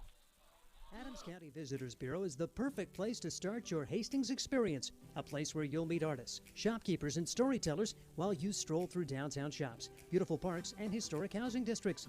Whether you're a traveler, meeting planner, or a new resident, the Adams County Visitors Bureau is excited to help you find what you're looking for, from places to eat, things to do and see, to places to stay. Ask the Adams County Visitors Bureau. Get details at visithastingsnebraska.com. Experience Hastings with the Adams County Visitors Bureau. Nebraska Land Distributing is a proud sponsor of the Hastings Sodbusters. When you come to the ballpark, get a refreshing Coors Light, courtesy of Nebraska Land Distributing. Nebraska Land Distributing also features Leinenkugels, the ultimate summer drink, cold and refreshing, and sold at Duncan Field. Another Nebraska Land Distributing option when you come to the ballpark is light beer from Miller. Everything you've always wanted in a beer and less. Nebraska Land Distributing, proud sponsor of the Beer Batter at all Hastings Sodbuster home games. We really got to love college baseball, summer college baseball, especially when you're up by 3 runs. As you have some on-field promotions going on, our stat guy Andy Chase was being chased, or hoping he was being chased, by a couple of Sodbuster players. He was racing them. He didn't win. I was pulling for Andy, but he was the old man in the scenario. And I say old, I'm still about 20 years older than Andy. But he was the old man in the scenario, and he got second, I think. A couple of the other players were pushing and shoving, trying to cheat there. So new pitcher in the way, in for the Busters. Mazzini in. Returning Sodbuster this season. Chris Mazzini. And Buster's 3 outs away from a W. 4-game winning streak hoping to be snapped. We'll be joined by Coach Chandler Wagner after the game. He's always nice enough to come up to the booth.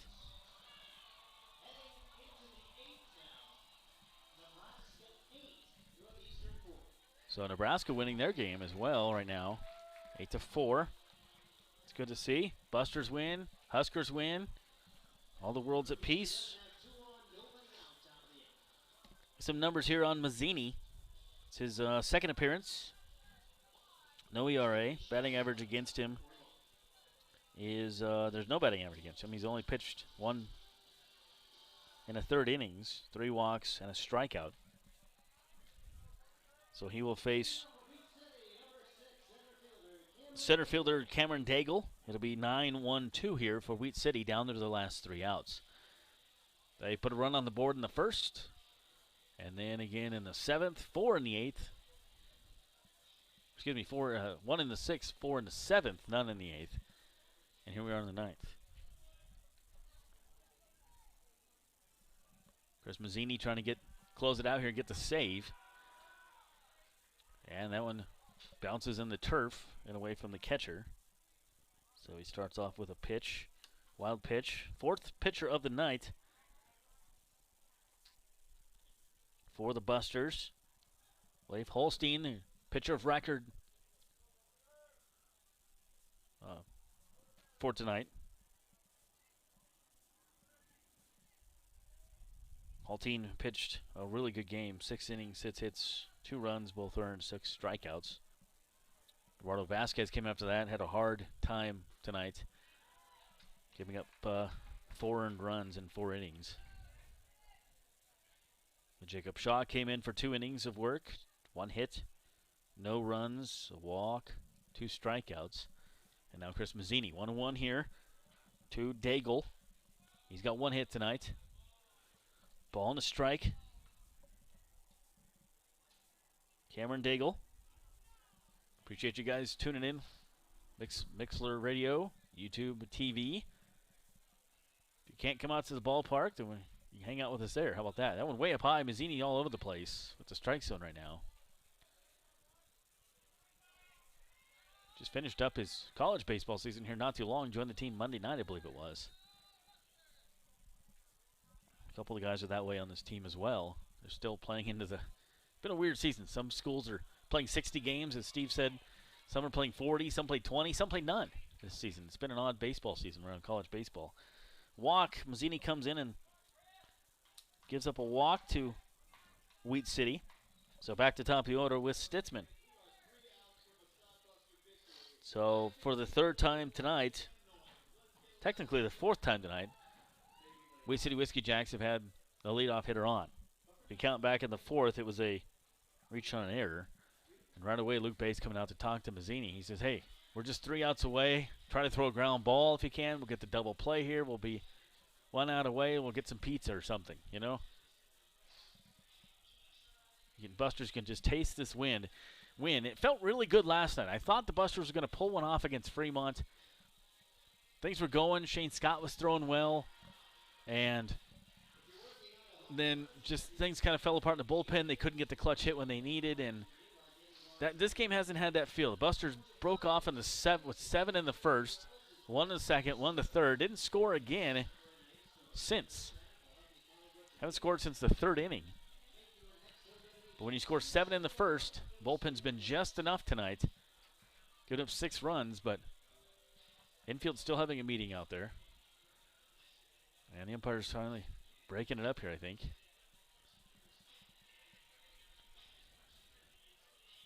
And we're seeing what's going on. Maybe there's a physical issue. There might be a physical issue with Chris Mazzini. Perhaps an injury. We'll see what's going on here. So Luke Bay went out there first, and now Chandler Wagner is going out to the mound. So I'm not sure what's going on there. Take a look at your Expedition League scoreboard. Fremont Moo still leading in the 6th over Badland Big Sticks. Weed City, well, that's where we're done. Sioux Falls win their game at home, 6-1. They've been having a pretty good season, taking on Pure Trappers. And Chris Mazzini is coming out of this game. So, not sure if he's got something going on with a hand or a little injury. It's only the 2nd game he's pitched for us. So, Tyler Monroe is going to pitch, coming out of the shortstop position. So we'll take a break, come back, and I'll get everything figured out here. But Mazzini comes out on an apparent injury after the first batter in the 9th inning. This message from Sam's Club. This is Sodbuster Baseball. Busters up 9-6 in the top of the ninth, excuse me.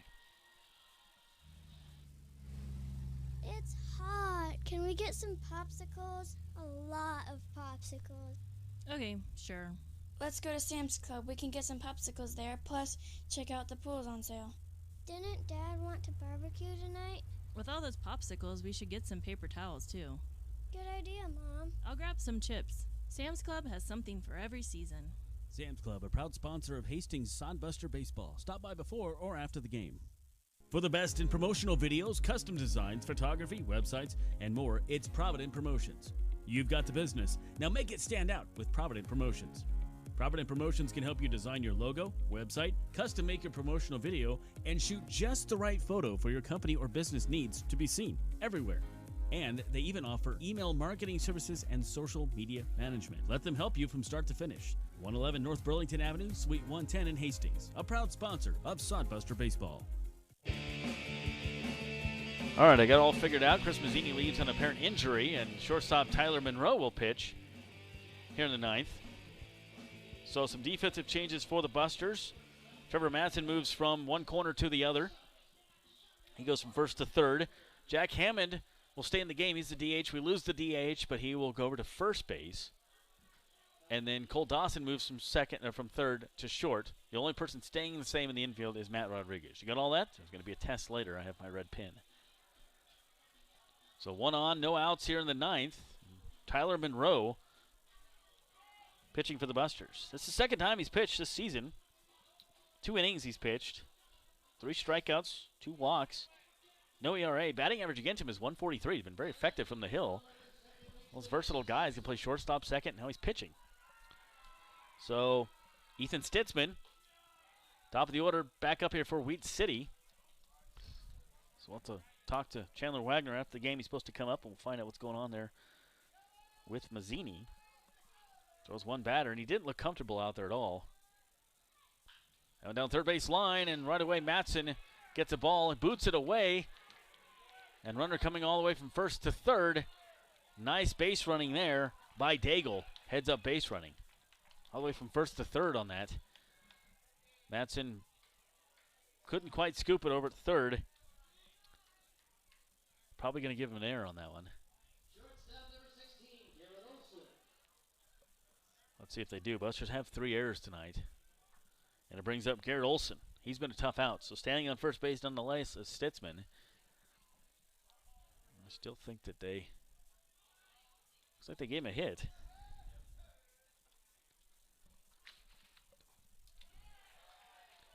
So runner on first and third, swung on and missed there by Olson. There's some action in the Buster bullpen a little bit. 9-6, Busters really want the victory here. Snap a 4-game losing streak. Wheat City not rolling over and playing dead. 2 runners on here in the 9th, down by 3. At the plate with a 1-run count is Garrett Olson representing the tying run. Olson's been on base 4 times tonight. Every time he's been up, he's been on. 2 singles, hit by a pitch, a walk. Daigle stands on third, Stitzman on first. Trevor pitch. Monroe's pitch. Fouled off. Runner was going, so he'll go back. So Monroe went from short to pitcher. Jack Hammond, we lose the DH. He stays in the game, plays first. You have Matson going from first to third, and then Dawson slides over from third to short. Rodriguez stays the second, and all the outfield stays the same. Here's the 1-2 coming up from Monroe. And, up by his helmet. Just misses him. Little morning wake-up call there. 2 balls, 2 strikes. Still a pretty good crowd on hand here on your Friday nights. Buster faithful hanging out. I haven't seen any Wheat City fans here tonight. Probably because they're from Canada originally, the team is. So runner doesn't go. That one popped up. Center field, second base. Who's it going to be? Second baseman Rodriguez makes it. That thing just died. I thought maybe it was going to make it to the outfield, but just really lost momentum and didn't make it off the dirt. And so first out, popped up the second base there is Olson, and that's a tough out. First time he hasn't been on base tonight.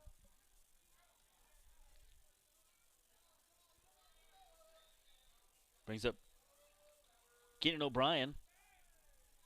O'Brien is 0 for 3. Grounded in a double play, struck out and flew out. After coming in for the starter, Jake Jelly. First base, not sure what happened to him, but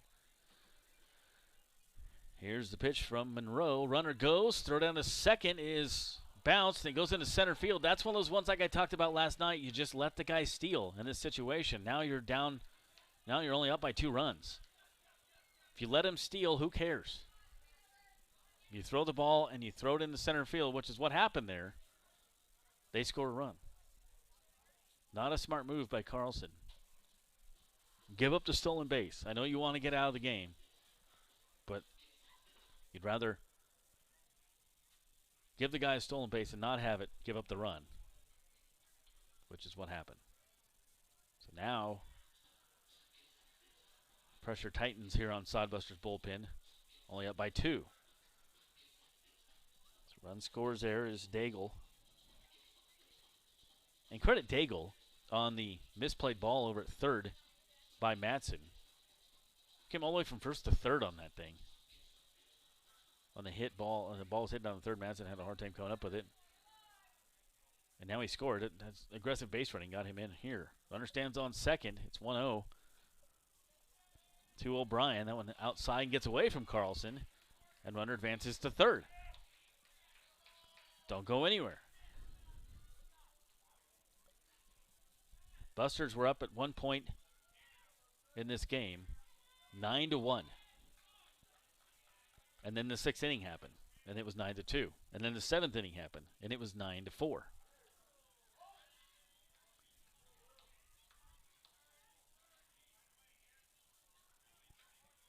So 9-7 is our score. Tyler Monroe in relief and walks O'Brien. And so now runners on the corners. With representing the winning run as Caleb McDowell comes up. So Cameron Daigle started the inning. He was walked by Chris Mazzini. Mazzini left on apparent injury, so Monroe came over from shortstop. He's pitching. Gave up a single.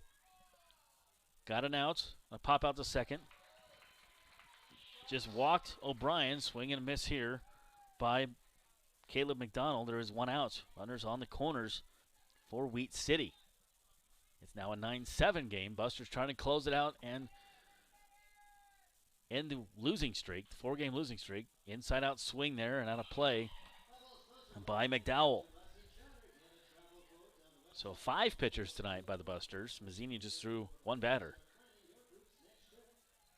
We'll talk to Coach Wagner after the game, find out what's going on there, and hopefully talk about a victory. Monroe's got to get a ground ball double play here would be nice. Throw it to first, just lobs it over there. Just say, hey, I'm watching you.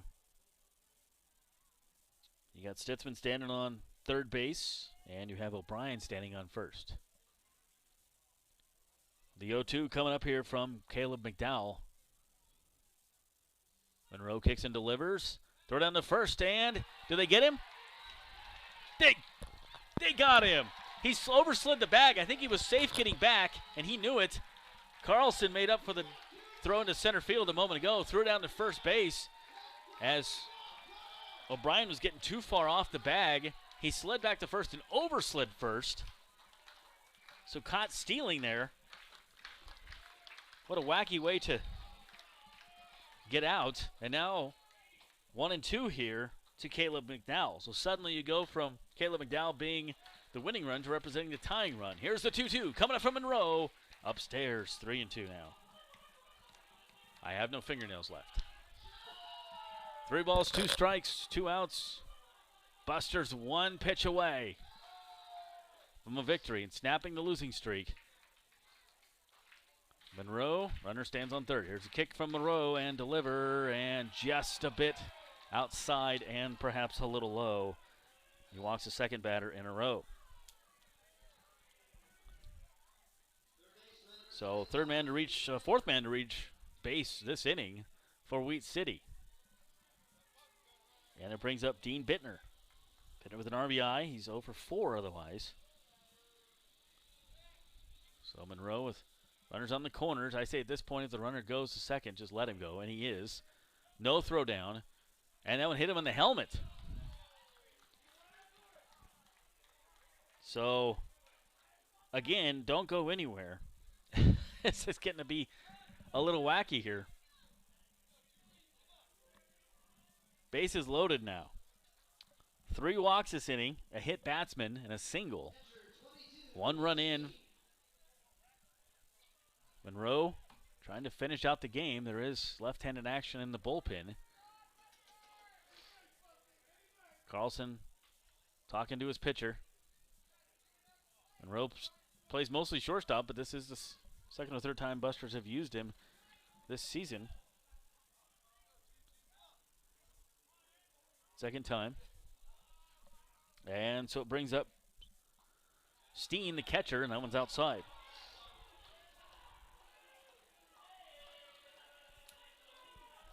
So, 6th batter of the inning. 1 ball, no strikes. Base is full of Whiskey Jacks. That one low. Nate to my right is a bartender. You ever made a Wheat City Whiskey Jack? No? I'm going to come in and request that sometime. 1 ball, no strikes. Buster's trying to finish it out. Wheat City doing anything but giving up. That one just missed. Up high. Monroe not happy with the call. Neither is most of the crowd here. It is 3-0. You don't want to walk in a run. And he did. So, walked in a run. 2 runs this inning. Given up by Busters. And Luke Bay coming out to talk to Monroe. I think we're going to have a pitching change. And we are. Pitching change, so Monroe is done. Buster's having a hard time getting that third out. We'll talk about the pitching change coming back. This is Sod Buster Baseball. Don't go anywhere. Our score is now 9-8 Busters in the top of the ninth. I'll take this word from Ruts, heating and air conditioning. Time out. Smith, we only need one more out. Do you think you have enough energy? I'm exhausted and it's hot out here. I'm thinking about enjoying that nice, cool air conditioning I have at home.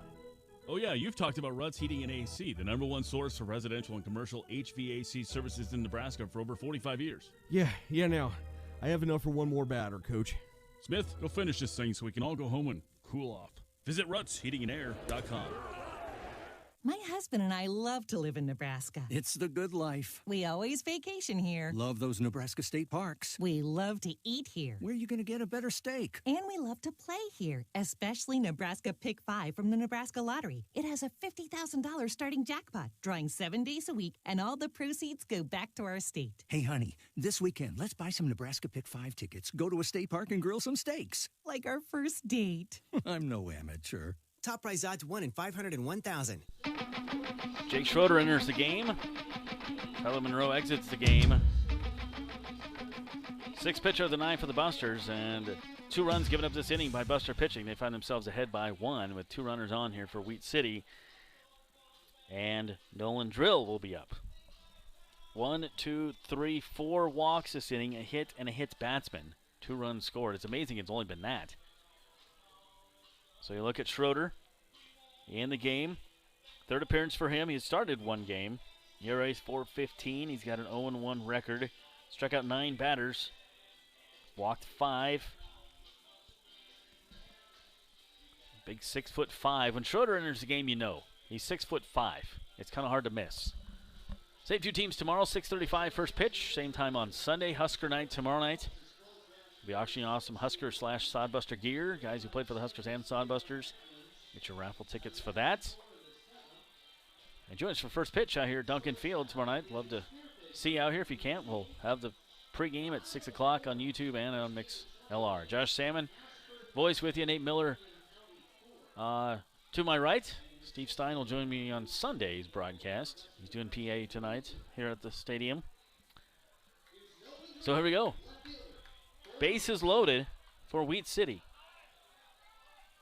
This is the 8th batter of the inning. Nolan Drill.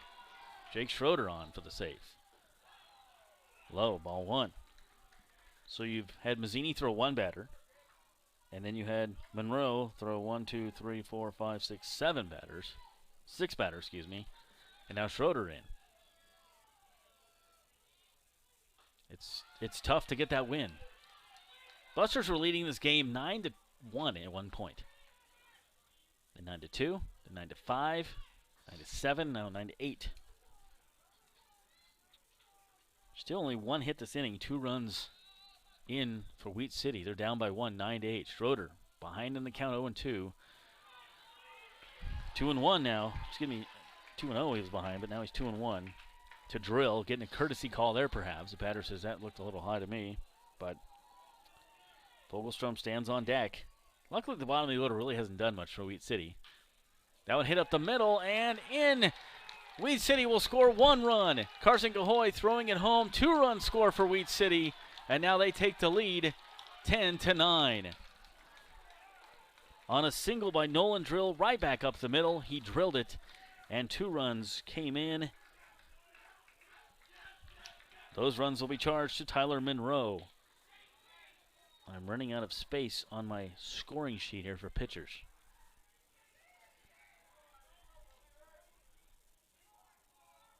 So, still 2 outs. And now it's 10-9 Wheat City. Buster scored 7 in the first, 1 in the second, 1 in the third. Hasn't scored since. Wheat City's been nickeling and diming here. 1 in the first, and 1 in the 6th, 4 in the 7th, 4 in the 9th. Brings up Fogelstrom, strike 1 to him. At this point, Schroeder just wants to get out of the inning. Before it was a save, now he just wants to get out of the inning. Nobody's been able to ensue that double play ground ball or any kind of ground ball to get out. Going outside. Nolan Drill took the second Third pitch he saw from Schroeder and smacked it right back up the middle. Carson Galway threw it home, but it was too late to get the runner. 2 runs scored. Wheat City, leads 10-9. Swung and missed on that one. Down in the count is Fogelstrom, 1-2. So Busters will have some work to do to pull off the victory in the bottom of the 9th, but it would still be a sweet victory nonetheless. First Schroeder's got to get out of this inning. 2 runners on here. 4 runs in for Wheat City. They have the lead 10-9. Bottom of the 9th. I went upstairs. Vogelstrom lays off of it. 2-2.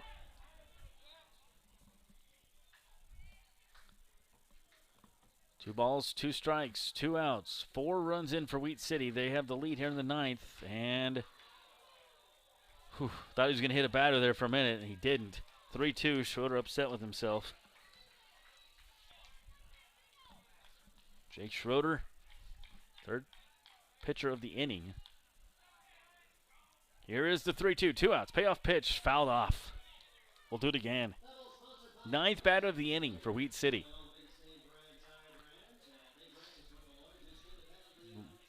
It was 9-6 at the beginning of this inning. Busters were up. Now they're losing 10-9. It's been that kind of inning. 3-2, 2 outs. Ball 4, but luckily he had a place to put him on first. It doesn't walk in a run. Again, the walks continue to hurt the Busters. 1, 2, 3, 4, 5 walks this inning. 8 in the game. 4 hits batsmen in the game as well. So control from the bullpen has been an issue, or from the pitchers. Cameron Daigle, who led off this inning, is up again. So Wheat City Whiskey Jacks and Hastings Sodbusters. First 2 times these teams have ever seen each other. Busters would like to come out victorious. It makes good trivia questions later down the road. It's not going to be easy, though. Bases loaded. Here's the 1-0 from Schroeder to Daigle. Swung on and missed on that tailing fastball. 4 runs in on 2 hits this inning for Wheat City. Schroeder, the third pitcher of the inning for the Busters. High leg kick from the 6-5. Outside on that one. Ball and a strike. Daigle started this mess by walking back in the first. This walk, hit, pop out. Walk, walk, hit by pitch, walk, single. 2 outs here. That one just missed the outside corner. And the Hastings faithful letting the umpire hear it. 3-1 now to Cameron Daigle. 10th batter of the inning. That one hit the second base.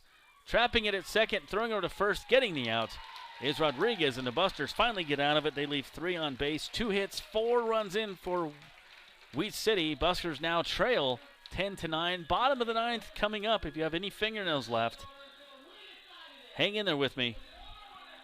Sodbuster Baseball, sponsored by Graham Tire. You know Graham Tire for their quality tires and service, but did you know that they do brakes, batteries, and oil changes, and even shocks and struts? Graham Tire in Hastings has the quality products and great service you have come to expect from the Graham name. Rick and his crew will get you fixed up and right back on the road safely. And you can trust that the job was done right. That's peace of mind. Graham Tire in Hastings, West 2nd Street, open 7:30 to 5:30, Monday through Friday. A proud sponsor of Sodbuster Baseball. Hey you. Your ad here. It's Josh Salmon of Salmon Says Media. Imagine turning on the radio or TV and hearing or seeing your business being advertised. Salmon Says Media offers voiceovers, full audio production, on-hold messaging for your phone, and more. Nearly 2 decades of experience. Salmon Says Media also offers radio imaging and podcast production. See us on Facebook. Salmon Says Media, the official media partner of the Hastings Sodbusters.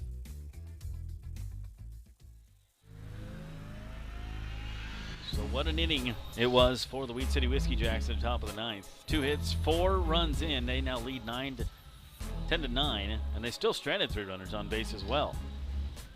Busters gave up several walks in that inning.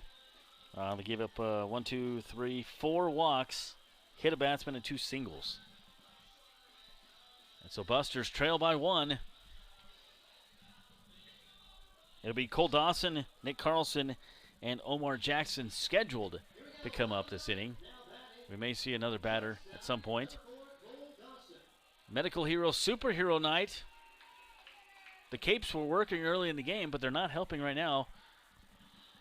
Put on your rally caps. Busters need you. We're down by 1. Trying to snap that 4-game losing streak. And boy, what a great night. You almost forgot Leif Holtein was even in this game.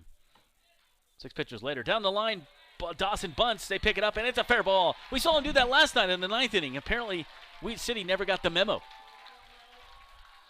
Another bunt hit. We talked to Coach Wagner about that last night, and it was all Cole's idea. And so maybe this time it was Wagner's. Who cares? He's on base. Now you got to get him in. So Carlson comes up, representing the winning run for the Busters. No outs here in the bottom of the 9th. Busters haven't scored since the 3rd inning. They scored 7 in the 1st, 1 in the 2nd, 1 in the 3rd, and that's been it for scoring. Jake Anderson still out there for Wheat City. Another bunt put down. That one's going to be tough. Anderson kicks it. Boots over to first. Wow, what a weird play that was. Anderson couldn't get it, but accidentally kicked it with his foot, and it went over to first. The first baseman picked it up. That was going to be another base hit. What a freak thing it's been. And Anderson laughs as it kicked off of his foot, went right to the first baseman. So, do you put that down as a sacrifice bunt? That's my question. Let's see what Andy Chase put it down as. I don't know. So at the plate now is Jackson. 1 hit tonight, 1 of 4. Number down the third base line, and that's foul. And so Nick Carlson, he still has him as 1 for 4. Interesting to see how they rule that. I would say it was a sacrifice bunt. He was going to get a base hit, I thought for sure, and then it just hit off the shoe. I think it was the left shoe of Anderson, who couldn't pick it up, the pitcher. It was bunted between first and pitcher. It was a nice bunt, good idea. Anderson kicked it around, and it just happened to kick off of his shoe into the first baseman. I don't think he kicked it over there. I think it just bounced that way. Ball to strike here to Omar Jackson. First day as a Buster. 1 for 4. Playing left field. And takes that one right down Burlington. Not sure what he's looking for there. 1-2. Busters trail now 10-9. If you left the game for a little bit and came back, you're thinking, yeah, well, 4-run 9th inning for Wheat City. 10 batters came to the plate. Here's the 1-2 from Anderson. And strike 3 looking. Jackson, not sure what he's looking for. That thing was right down the pike. Quickly, there's 2 outs for the Busters. Understanding on second is Cole Dawson. He bunted to lead off the inning. Got moved over by the bunt. Sacrifice bunt by Carlson, which is what I'm calling it.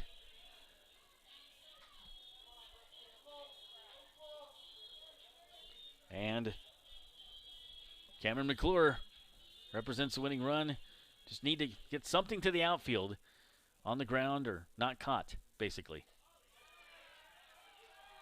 Strike 1. The strike zone has been revolving tonight. That one called a strike. It was a ball 2 innings ago. Last inning, the strike zone revolved, and nobody knew where it was. Here's the 0-1 from Anderson. That one low and outside. 1 ball and 1 strike. Tyler Monroe was due up next.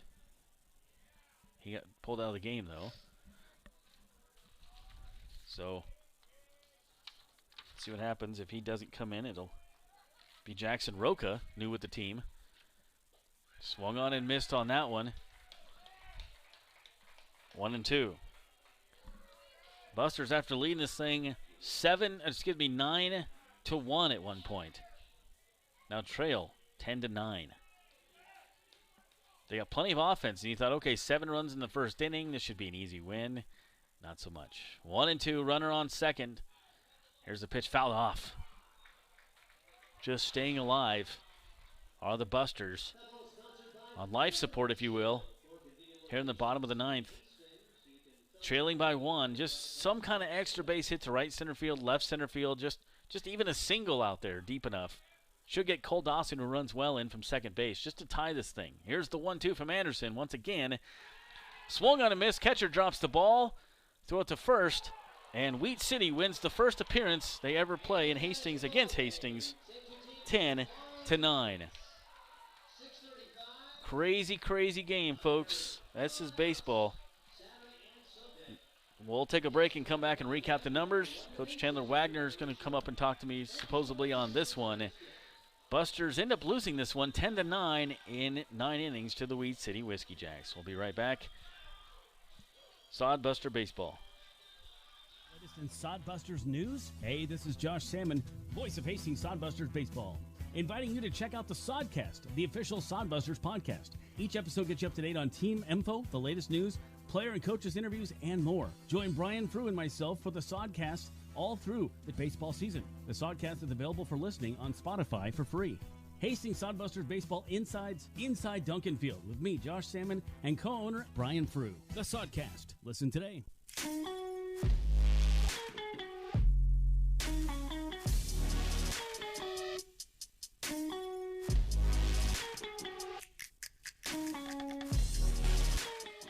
Adams County Visitors Bureau is the perfect place to start your Hastings experience, a place where you'll meet artists, shopkeepers, and storytellers while you stroll through downtown shops, beautiful parks, and historic housing districts.